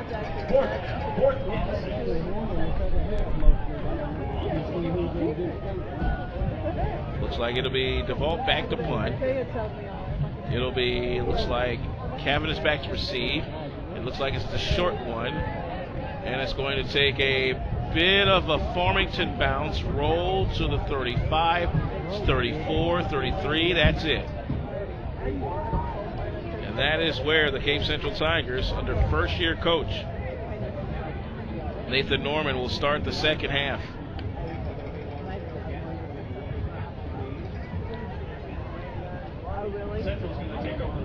Mr. Christian Cavanagh, the 6'1" senior, has the football at 10:34 for the black and orange clad Cape Central Tigers coming into this game at 5-1. Farmington, state ranked this week, is 6-1. Up to the line they go. Wing T slots to the right set. A man in motion. This will be the carry by Martin. Nowhere to go, and they have snuffed it out. They have indeed snuffed that outside run by Chris Martin, 2nd down. Football back to the 30, 2nd down as Martin is going backwards here.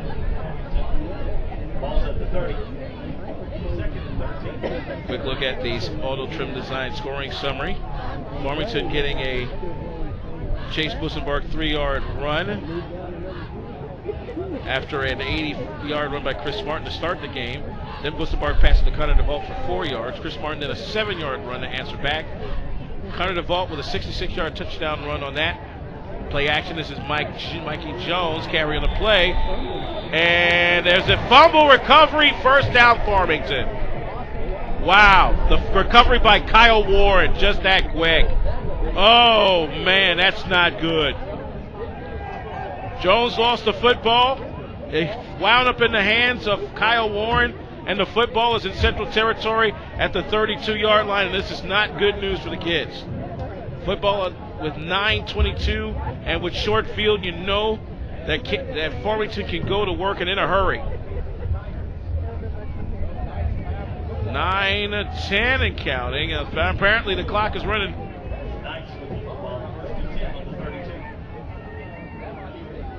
Back to pass. Quick step drop. Rolling to the outside. There's a throw. Ball is tipped away by Martin on the intended receiver. Sebastian, second down.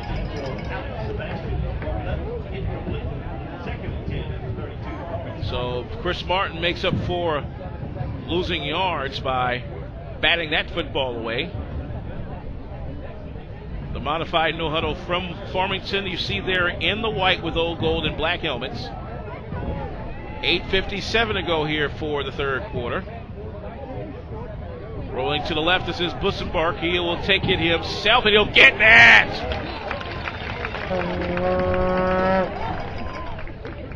Austin Martin says, you will eat turf and like it.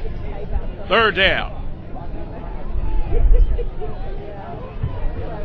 Football is at the 30-yard line. They'll bring up third down. Jacob Margetta will also get credit for the assists.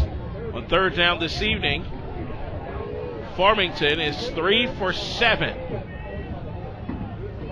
On the carry, this is DeVault. He is stopped short of the first down. They tried the play-action run, and it will get stopped short. A.D. Carter with the tackle at the 25, fourth down.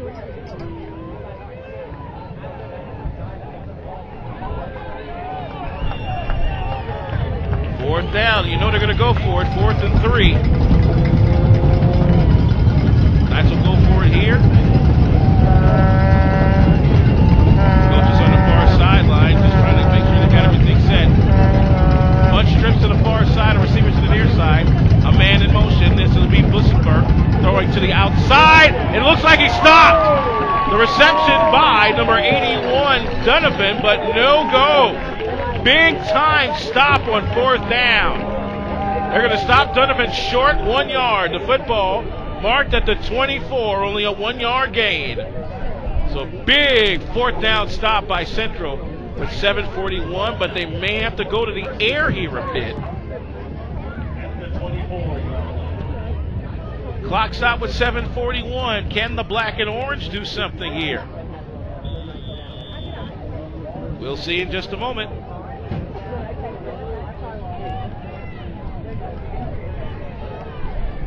First and 10. Football is at the 24-yard line. The handoff, this is a big hole up the middle shortly for Jacob Campbell. Second down. Football up to the, looks like 26.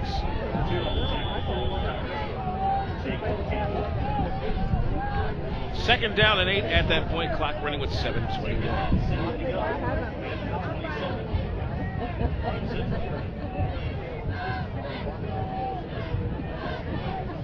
Second and 8 at the 26. Slot to the near side. Wing T set formation. A man in motion. And up the middle. This is Campbell again. He'll get stopped by the line of scrimmage. Back to the original 10-yard marker at the 24. They are snuffing the inside run out, third down.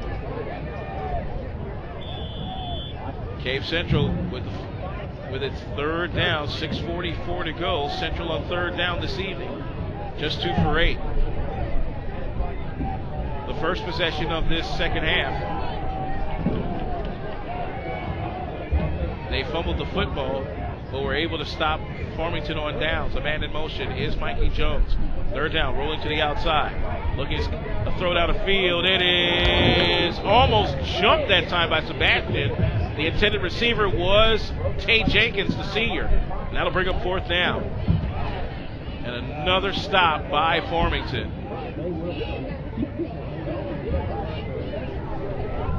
Two possessions have gone nowhere for Central here in the second half against Farmington. It'll be Cavanagh back to punt. DeVault back to receive. High snap. High short kick. Takes a big Farmington bounce and will get down at about the 38-yard line. Oh, man. Holy cow.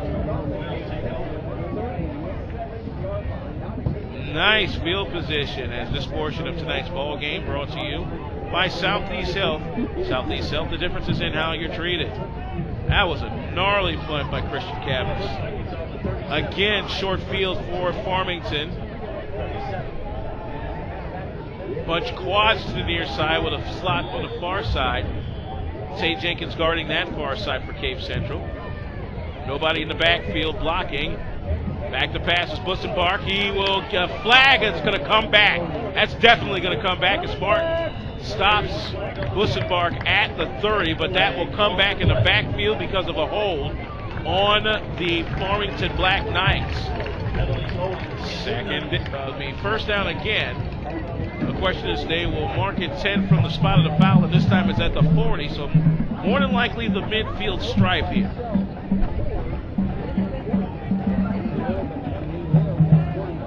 Check out some more scores from across the area.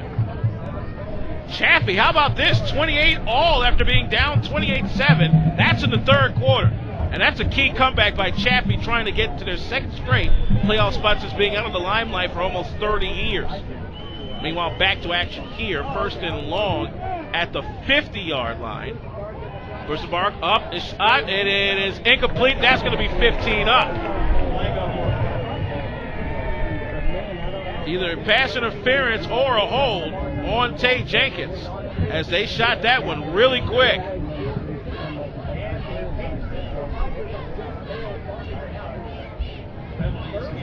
It was first and long. Now it looks to be first and 10 again, this time at the 35. Let's see what we got here. Or is it against Farmington? Hold that thought. It looks like it's against Farmington. If that's the case, nope, they're putting it back. They're marking it from the 50. It is pass interference. Let's see how far they go. It is a 15-yarder, and it's pass interference against the Cape Central Tigers, so that's first down. It is an automatic first down. It is an automatic first down on the 15-yarder.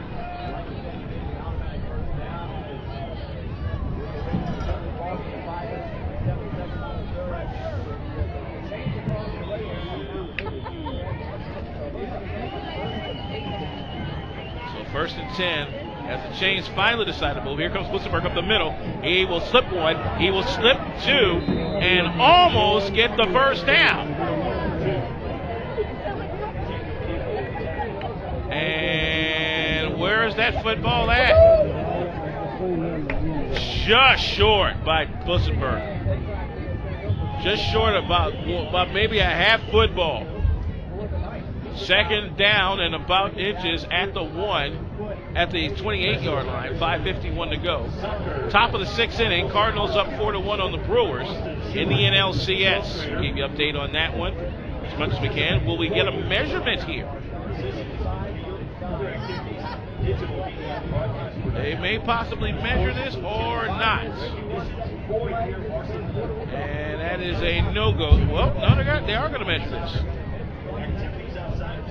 5:51 to go. Chain side, first side down, second side down as well. It is a first down. So they will give him the 27-yard line and those 8 yards.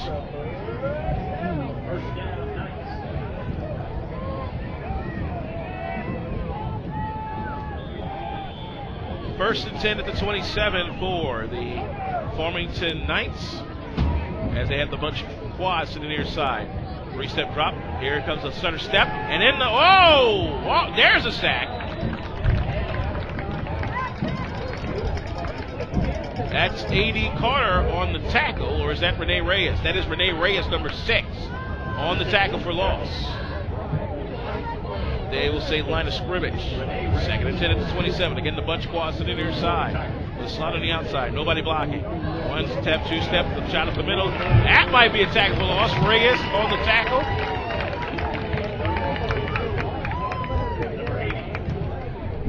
Reyes again on the tackle. And they'll say a loss of a yard. Third down.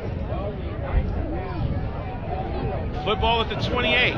4:55 to go for the third quarter. Still 28-20 Farmington, leading Cape Central here in Class 4 District 1. Back to pass, rolling to the right is Bussenbark. A lot of time, a lot of protection, throws downfield. This one's caught. That's a first down. Key third down catch that time by Alex Sebastian, the senior receiver, 6'1", 160. Sebastian up to the 14-yard line. A key third down pickup of 14 for Alex Sebastian. Double receivers either side with a blocking back is the ball. 1st and 10. They'll give it to big number 29, Anthony Greco. Greco up to the 5, 2nd down. Football is at about the 6. They'll mark them at the 5. 2nd down. Line of gain is about the 4. They'll give it to Greco again, and he is stopped in the backfield. No, he bounces out. Back here on MABN.net as we are still here in the 3rd quarter. About a minute 58 to go here for the quarter. The score is now Farmington 35, Cape Central 20. Last scoring play so far has been a Chase Bussenbarg 13-yard touchdown pass to Alex Sebastian. That's Bussenbarg's 3rd pass for a touchdown tonight. And timeout called by Cape Central. With a minute 35 to go here in the 3rd quarter, and it is crunch time for the Cape Central Tigers. This is the same score they beat Poplar Bluff by last week to go to 2-0 in the Seymour North Conference. But this isn't conference. Well, actually, it is, but it's also the first round of district. And it's very important that you at least, if not win your first district game, not lose by at least 13 points, because that is the new point system that's being instituted in the district from here on out. Because next year, it'll be district playoffs in 8-team districts instead of the 16-14 districts that we have right now. Some other scores from across the heartland. Poplar Bluff right now leading Jackson with an interception. 39-27 to score. That's in the 4th quarter. St. Genevieve leading Lutheran South. That score 67-21. That's late. Dexter winding up the 3rd quarter, leading Kent at 55-20. As we continue here on the Southeast South area scoreboard. More scores in just a moment. Here we go. 4th down. They're going to go for it here with the wing T slot to the left. This is Cavanis. He may have it. Yep, he's got it. Both line judges are saying he's got it. That's a big 4th down push for the guys. It is indeed 1st down. Big 4th down pickup for Christian Cavanis. But they got to get going here. Football is at the 29.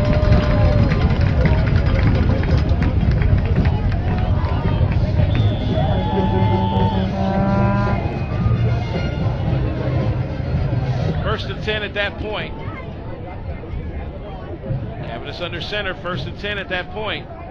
Now with the man in motion, a handoff. This is a big push. To the outside goes Chris Martin. Gets past the first line of defense, and he's off to the races. 40, 30, 20. Good night, Chris Martin. Just put the Tigers back in this one. Touchdown, Central. That's a 71-yard touchdown run for the junior Chris Martin. And just like that, it is 35-26 Farmington. Holy cow. Chris Martin has made some big plays tonight for the Tigers, and none bigger than that. Now they have no choice but to go for 2. Calvin Luffick has been out for the entire game. We don't know why, but the 2-point conversion here is key because it would make it a 1-possession ball game. Wing T slot to the right is Tate Jenkins as he duck under center. A man in motion is Martin. Martin will get the call. Up the middle. Pushing! Is he in? No. He's not in. Nowhere near in. So that's still a 2-point ball game. 35-26 your score. It's a 9-point Farmington lead, but it's a good one here as we are in the mix here at beautiful Tiger Stadium. Central High School, Cape Girardeau, Missouri. This is the 4th ever game here at this brand new facility. About $3 million. And it was 2 years in the making. One of the former football alumni of the school, that being Scott Morrill, he was instrumental in getting this football field passed through a city bond that passed with just over 60% of the vote. And when that announcement was made, everybody across the Cape Girardeau area that was a Tigers fan said, hey, we're about to get our own football stadium, and you're seeing the results right now. A beautiful facility if there ever was one. Right now, Central trying to make heads or tails of this as they are down right now 35-26 off of the Martin touchdown run.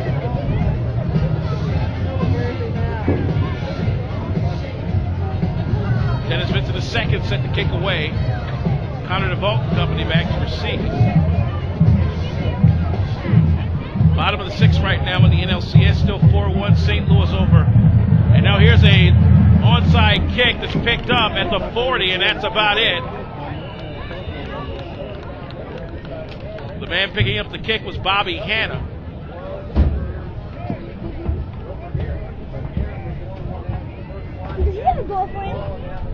That'll be 1st and 10 at that point.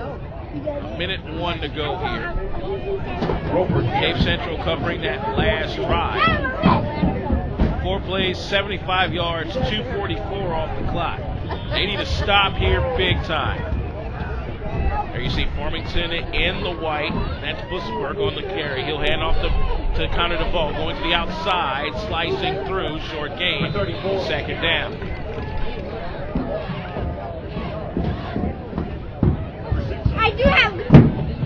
Connor DeVault will get up to about the 45 as the clock winds down. 40 seconds to go here for the quarter. Receivers either side. Again, DeVault on the carry. DeVault almost tackled. 1st down more as he's knocked down across midfield. Football is at about the 48 of Central. Move the chains once again for the Farmington Black Knights, who were shut out of the state playoffs last year, thanks to the win by Cape Central 40-28. Different story this time around. 1st and 10. This is Bussenbark on the outside. He gets a great block from Kyle Hartrup and gets a few more yards as the would-be tackler Austin Martin gets knocked out of the picture. Football up to the 45. 2nd down. 3rd quarter. 2nd and about 7. 21.5 remaining for this quarter. This is now DeVault on the carry. 1st down more. DeVault getting tackled by Garrett Evans. And here we go again with the no cuddle. 15.6. Football brought to the 38-yard line. Yep, that's where it is. 1st and 10. And those Caissons keep rolling along. St. Louis now up 5-1 at the end of the 6th in the NLCS game 6. Game 5, I should say. The flip out, this is to DeVault again. DeVault being pursued and brought down by Jacob Campbell with a little help from Christian Cavanis. No gain on the play as we've ended 36 minutes of competition. Farmington holding on to the lead 35-26. They'll have 2nd down and 10 at that point. As we go to the 4th and final quarter, Southeast Missouri High School football continues after this on MABN.net, Mid-America Sports. The results are in. There is a difference in attitude at Southeast Health. You'll find it in a friendly smile, in a pleasant voice, in a helping hand, and in a warm heart. But most importantly, you'll find it in your time of need. When you need it the most. There is a difference. Southeast Health. The difference is how you're treated.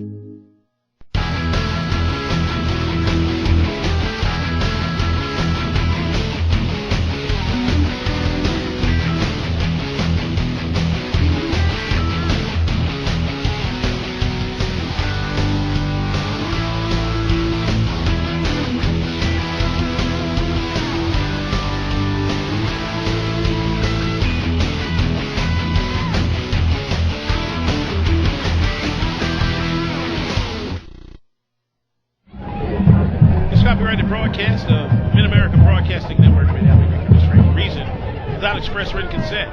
Alvin Washington back here at Tiger Stadium in beautiful Cape Girardeau, Missouri Central High School. Fourth quarter is now upon us, as Farmington leads Cape Central 35-26. The Knights, they're in the white, have the football at the Cape Central 38-yard line on 1st and 10. This is DeVault on the carry. Looks very close to a first down. Another good carry by the senior running back, Connor DeVault, to start the quarter. Football is at about the 30-yard line. 8-yard gain, second down. Connor DeVault piling them on. So far on the Southeast Health stat ticker, Connor DeVault with 173 yards on 18 carries. Flag on the play. Hold on. Whole gang of flags jumping off. Looks like it's going to be on Farmington for false start. So a slight break for Central. With 11:33 to go here for regulation. The last score in this contest was a 71-yard run by Chris Martin. However, the conversions failed, and Cape Central could definitely use the foot of Calvin Lovely, but he's been on the sideline all game long. His helmet is off, shoes are on, and all that stuff. Wait, a flag on the play there again. This time the 5 goes back against Central. Somebody jumped the gun. 5 to the left, 5 to the right. Crisscross. Shot real smooth. Somebody get it right here in this particular sequence. Here we go once again. 3rd and 3. And now they'll look to the side and get the play. 15 on the play clock, 11:28 to go. Sort of an Oregon-style type spread offense that Farmington has run the last few years. Play clock down to 5. They'll hand flip out. This is DeVault again. DeVault may have the first down. Yes. Well, I tell you, Connor DeVault has been tearing up this defense all night long. He may be close to 200 yards by the time this game ends. Football is at the 27. 3 more yards for Connor DeVault. Spread offense again, doubles near side and far side. Here we go. 11:18 to go for the game. And they'll look back to the side. Milk this clock as much as possible. Play clock down to 10. Back to pass is Blizzard. 2-step drop. Throw is high. It's up. It is. Flag on the play. Is it incomplete? No doubt this is going to be against Cape Central. This is going to be against Cape Central, no doubt. Sure enough, half the distance to the goal. Pass interference. Second one tonight. Alex Sebastian was the intended receiver. Almost made the touchdown catch. But this will be half the distance from the line of scrimmage here as they are inside the 30. They're going to put the football at least inside of almost the 15-yard line on this walk-off. They'll put it at the 13-yard line. So another key mistake. Football's at the 13, 1st and 10 at that point. Hold it, now what? Now a official timeout here by the officials, and while they're figuring things out. Don't forget, next week, the scene shifts to our good friends over at Jackson as the Indians take on the Seckman Jaguars in round 2 of district play. Class 5 district football next week, just right here on Mid-America Sports, the new MABN.net. Meanwhile, right back to action here. 35-26. Farmington leading Cape Central here in the fourth quarter. 10:53 to go for the game. Don't forget to send us an email. Let us know how things are going. Game day at MABN.net. We are just about set to go. I hope we are. There's Nathan Norman, who not a bit pleased at what's been transpiring since the Farmington Knights took the lead after a 14-14 tie.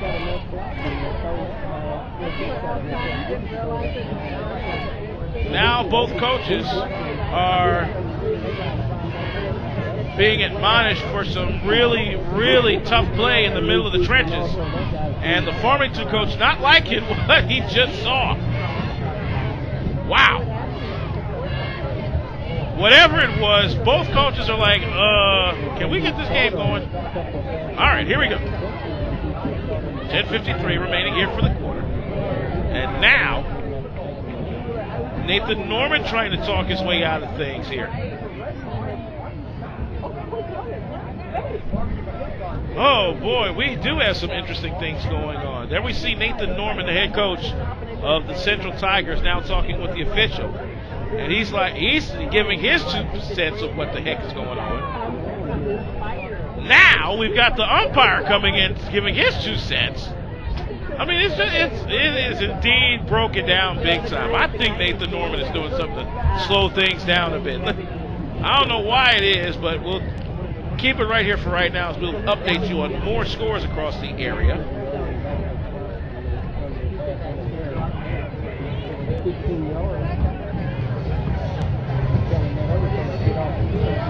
Poplar Bluff now up 45-27 on Jackson with 3:35 to go in the contest. Charleston wins 51-21 over East Prairie, so they get a district win in the first round. DeSoto has come back to be down only 3 against North County, 23-20. That's in the fourth quarter.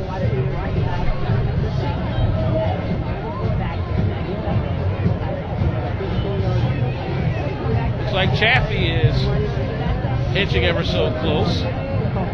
Festus knocks off Windsor in their district game 49-0.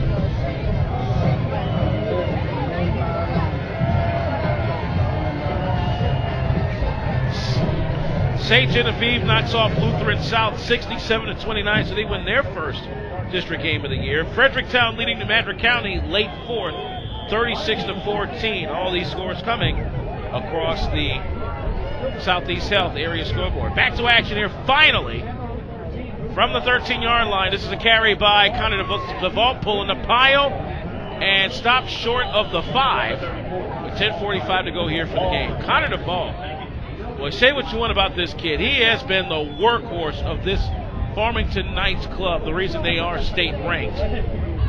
Football up to about the 6-yard line, we see. A 7-yard pickup, second down. So ill effects from that long delay for Farmington. This is the ball again on the carry up the middle, across the 5. Not a first down just yet. And they will mark the football at the 5, third down. Farmington right now at the 6 for 11 for third downs. Here in the second half, they've been 3 for 5. Clock running with 10 minutes to go here for the game. Third down, football right here. Again, another carry for DeVault. He pushes through, brought all the way back, but that may be a first down. Maybe. Looks like they put him at the 3.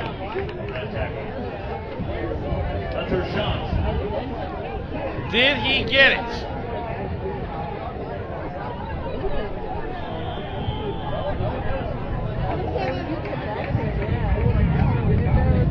Didn't make it. So fourth down.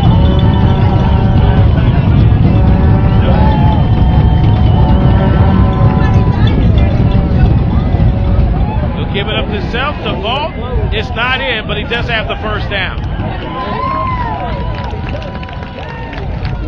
Definitely all the way up to the 1-foot line. Fourth, so a fourth down conversion is already in the mix. And now the Knights have an opportunity to really blow this game wide open.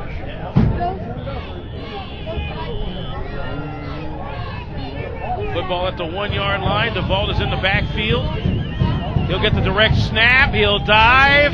And that is touchdown. DeVault dives in from 1. And this ball game is pretty much a wash. So it looks like Farmington may get some retribution from last year's upset loss at the hands of Central. They're now up 41-26 as that 13-point lead is back in effect with 8:54 to go.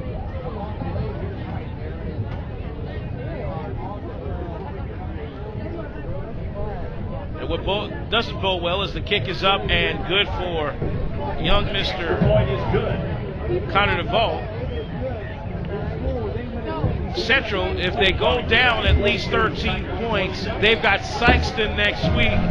And the way Sykeston's been playing, if Central doesn't do something now, they can call their season over.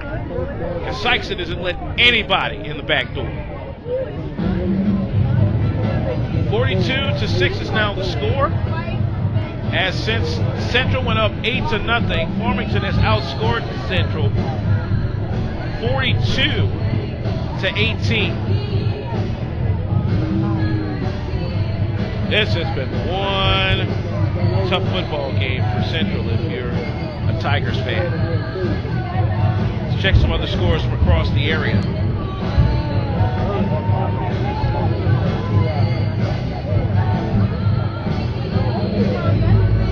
Thayer knocks off Hayti in Class 1 District 1, 39-12. Final from Fredericktown. Fredericktown takes out New Madrid County 36-14.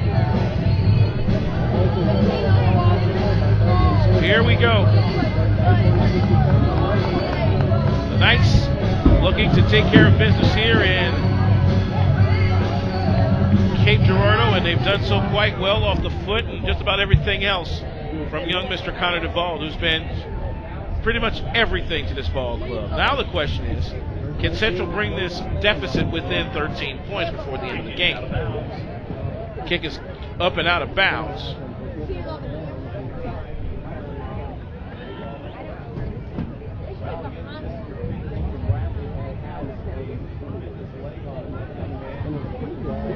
So the football back up to the 35-yard line, and Central again with the opportunity to push this football, but they really have been stymied here in the second half. As we take a look at the Southeast Health in-game stat ticker, Central here in the second half has been outgained 94-74. All 74 of those yards have been on the ground, but they only have 6 points to show for it.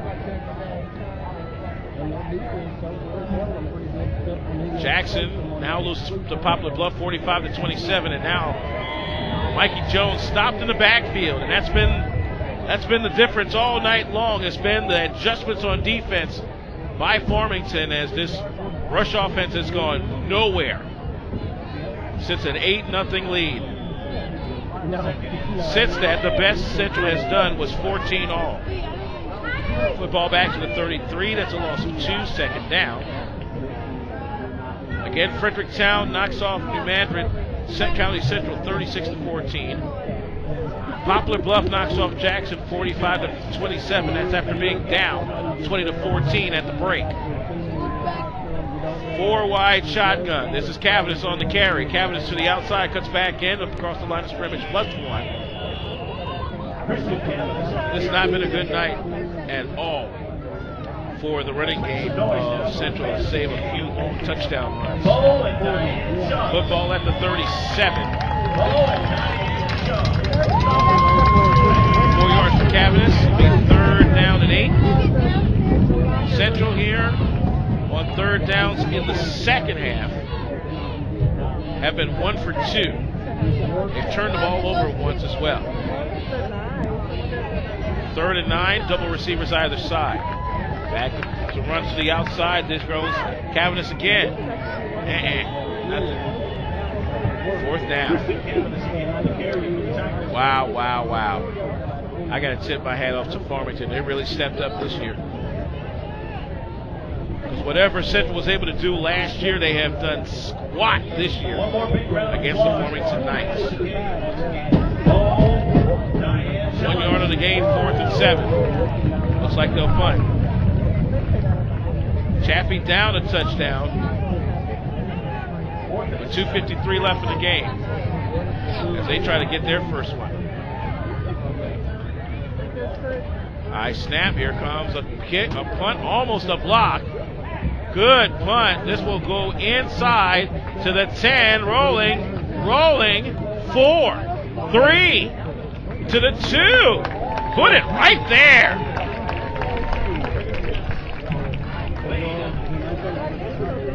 Great punt that time by Christian Cavanis, but maybe too little, too late. 6:32 to go for the game. A 60-yard punt by Christian Cavanis. Tonight's game brought to you by Southeast Health. At Southeast Health, the difference is in how you're treated. Also in part by Auto Trim Design on South Kings Highway in Cape Girardeau. Auto Trim Design, don't just drive and be seen. Farmington Knights near their own end zone. They'll try it again. Spread formation. The handoff. This is DeVault blasting up through and rushed around the 6. Connor DeVault, my gosh, he has been roughshod all over the Cape defense for the good portion of the evening. The football will be marked at the 6-yard line. Second down. Nearing 6:10 for the game. Play action. This is Bussenbark on the play action. He will get stopped short of the 10. Forward progress to the 10. That'll bring up third down. Football is at the 10-yard line. 3rd and 2 at the 10-yard line. They have been 3 for 5 on third down here in this second half. As a whole, they are 7 for 12. Updated status 4 for 6 on third downs. Here comes DeVault, another third down conversion as he slashes near the 20. This may be all she wrote. DeVault up to the 18-yard line, and there really has been no answer for the no-huddle offense of Farmington this evening. They are rolling right along in this contest. 5:35 to go. Bussenbark, handoff. This is DeVault again. Big hole up right tackle. First down more. It is a first down near the 30. Call it the 29. Wow. We are seeing a college star in the making. Football at the 29. Put another 11 on the board for Connor DeVault. Clearly the player of the game tonight. 26 carries, 212 yards, and 2 touchdowns. This is Bussenbark on the carry this time. Bussenbark trying to rush to the outside. He'll get brought down by Martin and Evans at the 22. And we'll do that as a sack, second down. Football back to the 22-yard line. Second down and whodunit. Under 5, call it 4:57. Clock is running, 4:53, and the clock is definitely in Farmington's favor tonight. Play clock down to 5. Play action, throws to the outside. High one. That's a forward pass, and they'll say incomplete. Donovan, the intended receiver for Farmington, that'll bring up third down. Point back to a big second quarter by Farmington as the reason this game is the way it is. Farmington outscored Cape Central 14-12 to go up 28-20. They've outscored Cape Central since 14-6 here in the second half. Rolling to his right is Bussenbark. A whole gang of folk throw downfield. It's up, it's high, and way out of the hands of Alex Sebastian. Fourth down.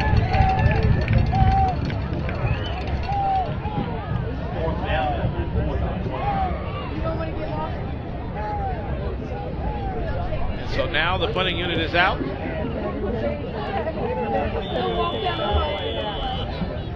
This will be, looks like Christian Cavanis back to receive the punt. Here comes the blocking crew, nothing there.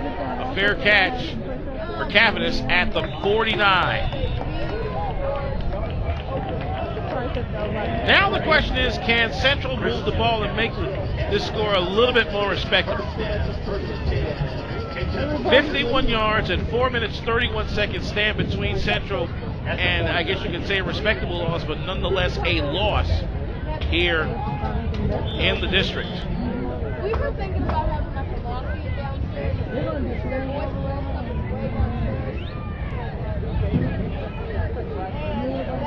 Double receivers either side. Shotgun formation on 1st and 10. Play action. This is Tate Jenkins with the carry, going to the outside, and he will get run down. Number 3, Tate Jenkins on the carry. The football across the midfield line to the 49 of Farmington, 2nd down. Clock running with 4:14. No huddle offense coming up. Shotgun. Back to pass. This is Cavins. A lot of time. Dumps it off. He's got, oh, wow. Campbell was the intended receiver. That got broken up. No thanks to number 60, Bobby Hanna. Good grief. 3rd down. 4:01 to go. 3rd down and 8 at the 49 of Farmington for Central. They got to move these chains, and they got to move them now. 3rd down.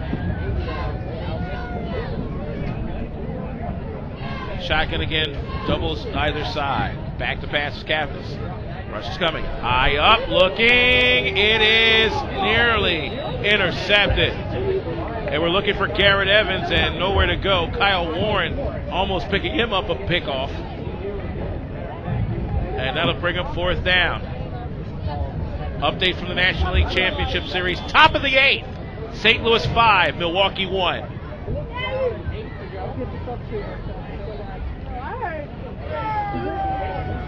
Cape Central, really no answer tonight for anybody in this Farmington club. A few good runs by Chris Martin, but since the second half started, they've only been able to score 1 touchdown. That's it. They're going for it on 4th down, 3:56 to go.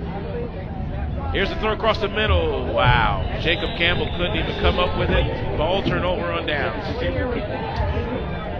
3:52 to go. I think that should pretty much send everybody home disappointed on the Cape Central side.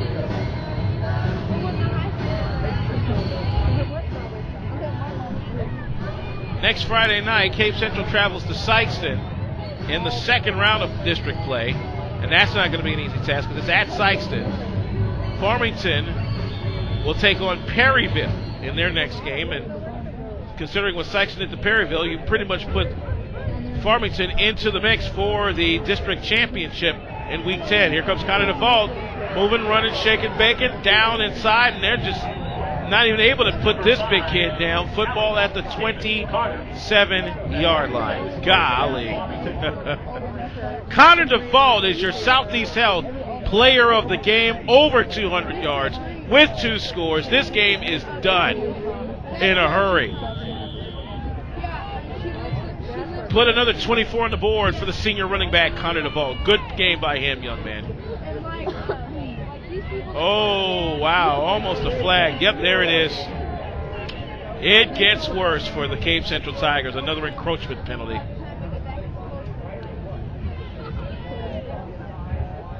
First and 5 at the 22, 3:31 to go. Good night, y'all. Cape Central will lose, and looks like losing big to Farmington. All depending on what the final score will be, as the Farmington Knights in the second half have moved the ball well to the tune of 138 total yards. 3:31 remains for this contest. Play clock down to 15.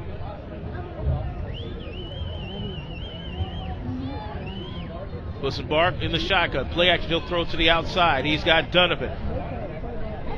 Inside to the 20, to the 10, 1st down.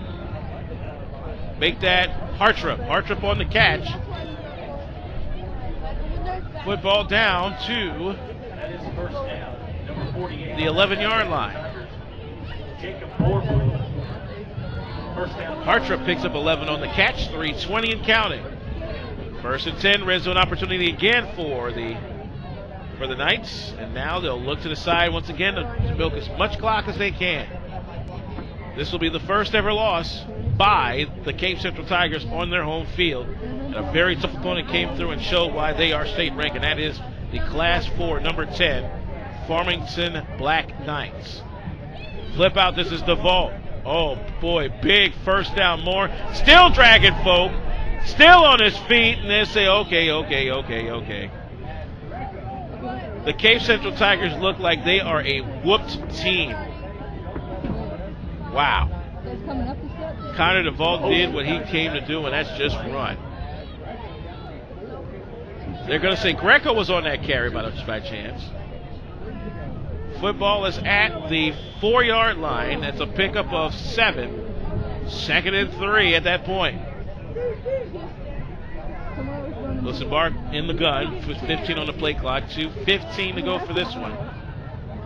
Don't forget, next week we're back over at Jackson High School as Jackson coming off of a 45-27 loss at Poplar Bluff. Here comes Greco sliding through. Good night, touchdown Farmington. This one's done. Boy, they just let him walk through. Wow. Amazing. 48-26 Knights. Was it that easy here in the second half? Man, oh man, oh man. Connor DeVault again on for his 7th point after. Out of the hold of Wilson-Bark. Snap is down. Kick is up. That one is good. Wow. Wow. Oh, boy. I tell you, these young Tigers are going to have a lot to talk about come Monday morning. Farmington 49, Cape Central 26. Yeah, this is a young Central team, and they are definitely taking their lumps here, there, and everywhere. While we have a moment here, let's see, with 2 minutes and 1 second left in the contest, if the 7 points after touchdown put young Mr. Connor DeVault in the single game record book.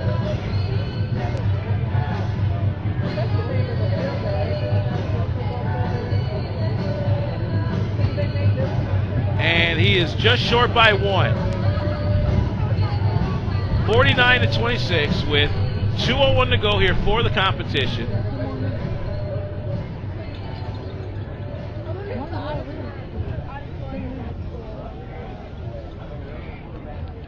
So once again, here comes number 62, Franklin Reed, now to kick away.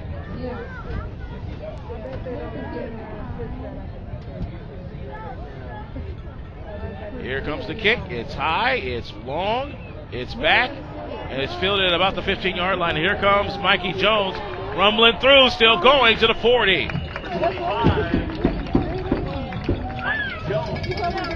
The Tigers again will start from that point. They've only scored 1 touchdown this entire half, and that was a 71-yard run by Chris Spartan. They have been stifled since.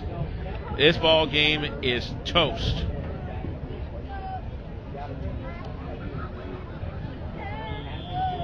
See if we can get you some more scores across the transom on the Southeast Health area scoreboard. DeSoto up 26-23. They've come back against North County. They may win this one. Meanwhile, Kevin is back to pass, throws down. It's caught as catch is made by Garen Evans. Evans will be out of bounds, just short of the first down mark. Football is marked at the 48.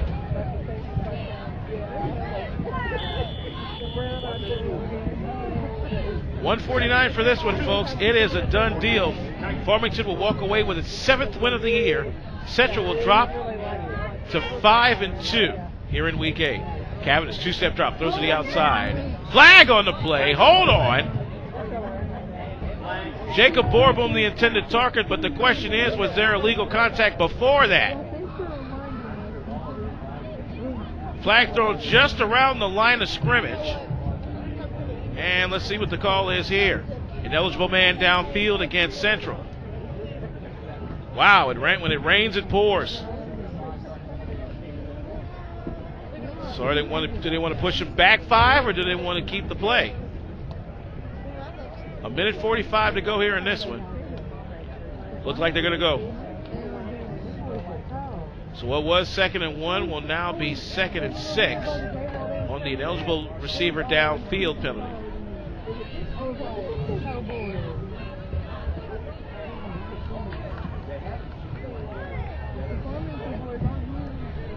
Football back to the 43. 2nd and 7 at that point. 1:45 to go for the contest. Farmington 49, Cape Central 26. Back to pass is Cavanis. Airing it out. Mikey Jones almost got the Karam. That'll bring up 3rd down. Boy, Christian Cavanis has not been in sync since that Chris Martin touchdown run at all.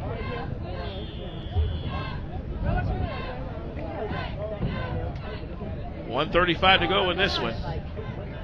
Again, Central has to travel to Sykeston next week. Sykeston all over Perryville tonight. That's going to be a tough task in itself. 3rd down, Christian Cavanis rolling out to his left, looking, throwing downfield, airing it up. Oh, he's got Jacob Campbell. 1st down, more, dragged down inside the 35 of Farmington.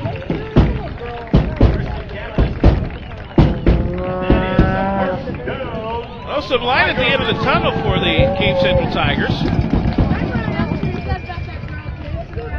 Campbell with one of the rare long plays of the second half for Central. He has the football down to the 35.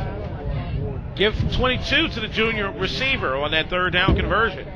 But too little, too late. It's going to be a plus 13 for Farmington on the district win, a minus 13 on the district loss for Cape Central. And the ball thrown up, the ball caught by Tate Jenkins, and he's brought down. Oh, gosh. Back to the 39. Ay. 2nd down. Clock is running. They'll mark the football at the 40 as we encroach the Auto Trim Design final minute. Post game coming up in a skosh. Final minute is upon us.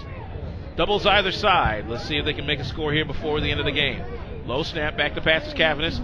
Airing it down across the field. He's got Campbell across the middle. 1st down. Red zone opportunity for the Youngins. Football down to the 13.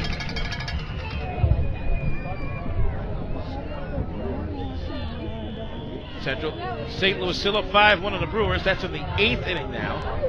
A throw to the near side. Oh, almost an interception.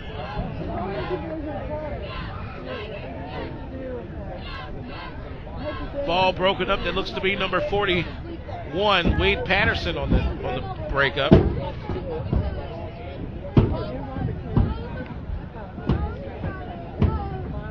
$40.4 remains here for this game. It will go as a Central loss.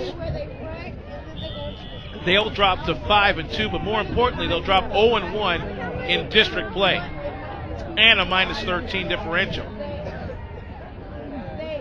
Back to pass. It's Cavanis. He'll take the run up the middle, moving and grooving, shaking and baking, slides before the 1st down mark at the 4-yard line. 3rd down and a yard for Central. Timeout called, and Central calls its 2nd timeout. Football will be marked at the 4-yard line. We'll take a short break. Farmington 29, Cape Central 26. This is MAVN.net. The results are in. There is a difference in attitude at Southeast Health. You'll find it in a friendly smile, in a pleasant voice, in a helping hand, and in a warm heart. But most importantly, you'll find it in your time of need, when you need it the most. There is a difference.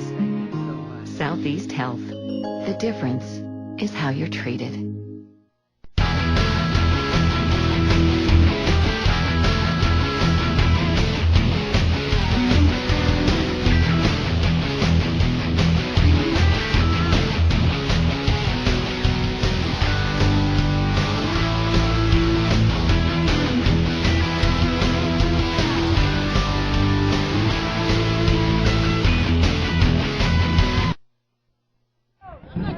Back here on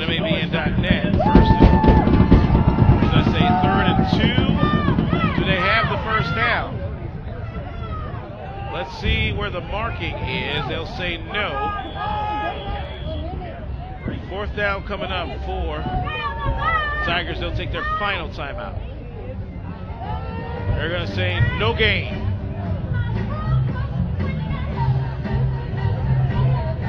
"14 seconds to go here in this competition.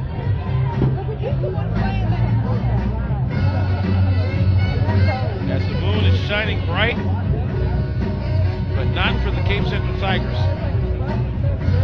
as they have been thoroughly outplayed this evening by the Farmington Knights. Your Southeast South player of the game, no doubt, is Farmington's senior running back, Connor DeVault. 27 carries, 236 yards, and 2 touchdowns, including a breakout 66-yarder that put the game away for the Black Knights. Will improve to 7-1 on the year. Importantly, 1-0 in Class 4 District 1 plays. Cape Central will drop to 5-2, 3-1 at home for the first time in this stadium's history.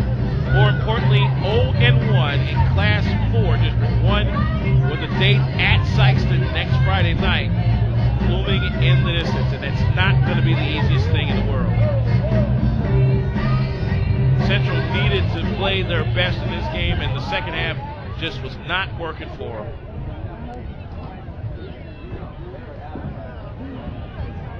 So Central is now out of timeouts. They're down to 14.8. Can they put this one in the end zone, or at least move the chains for a 1st and goal? Here's Cavanis. He's got 1st down. He's got more. He's going to hit the end zone. Touchdown, Tigers. Some consolation for the kids as Christian Cavanis sneaks across the line, but too little too late for the senior. 49-32 the score.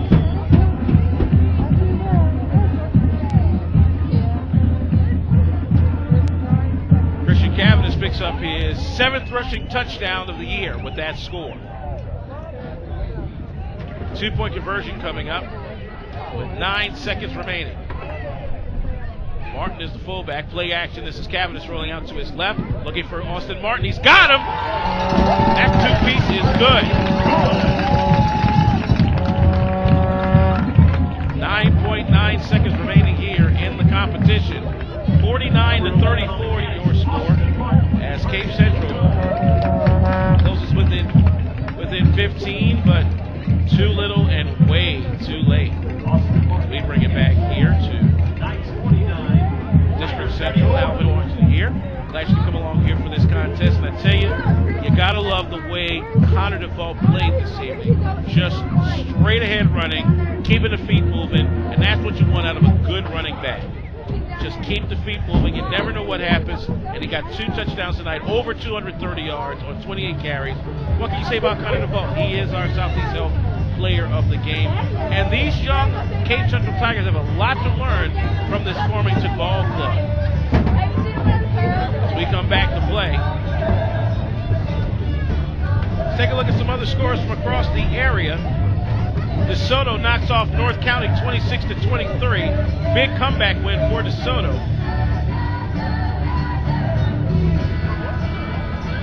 Chaffee comes back and wins 42-35 over St. Vincent. So Chaffee a win away from going back to the state playoffs a 2nd straight year. How about that? Meanwhile, earlier tonight, 45-27, Poplar Bluff defeats Jackson.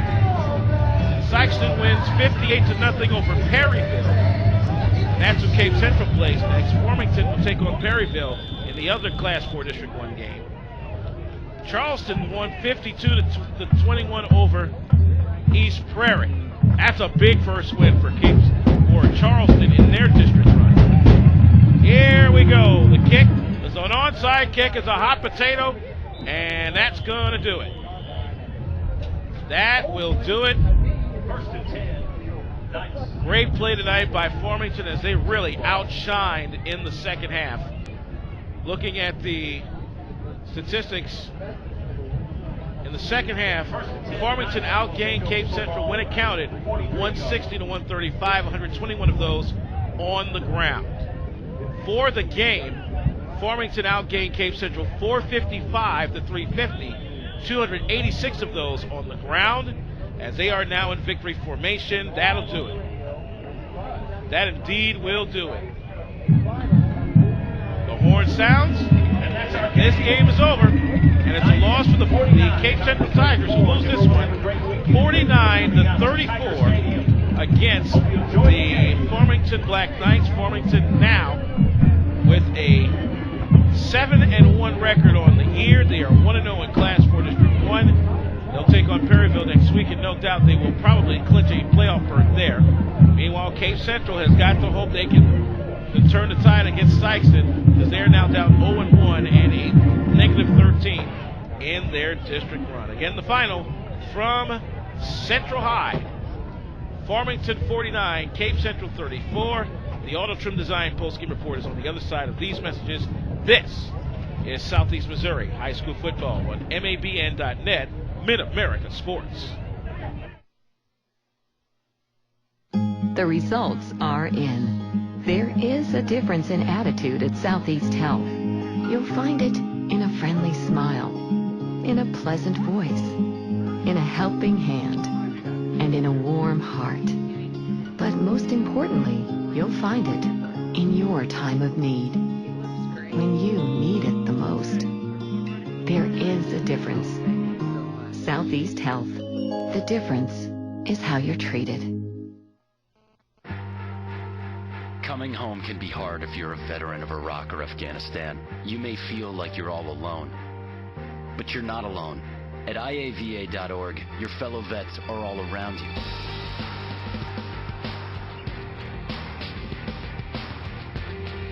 Join our free online community, get the resources you need, and connect to other vets who know where you're coming from. IAVA.org. We've got your back.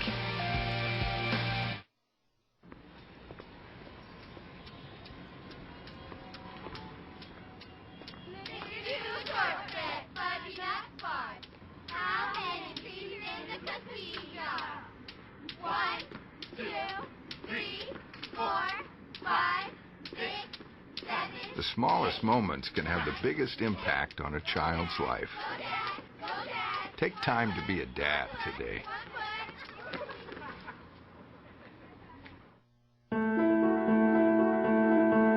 Do I look like someone who is at risk for heart disease? Well, guess what? I am. Heart disease took my dad's life, but it doesn't have to take mine. Because 80% of cardiac events in women may be prevented if we make the right choices. 80%. You may not know you're at risk, but one woman dies every minute from this largely preventable disease. Help bring a voice to this silent killer. Speak up to save lives at GoRedForWomen.org.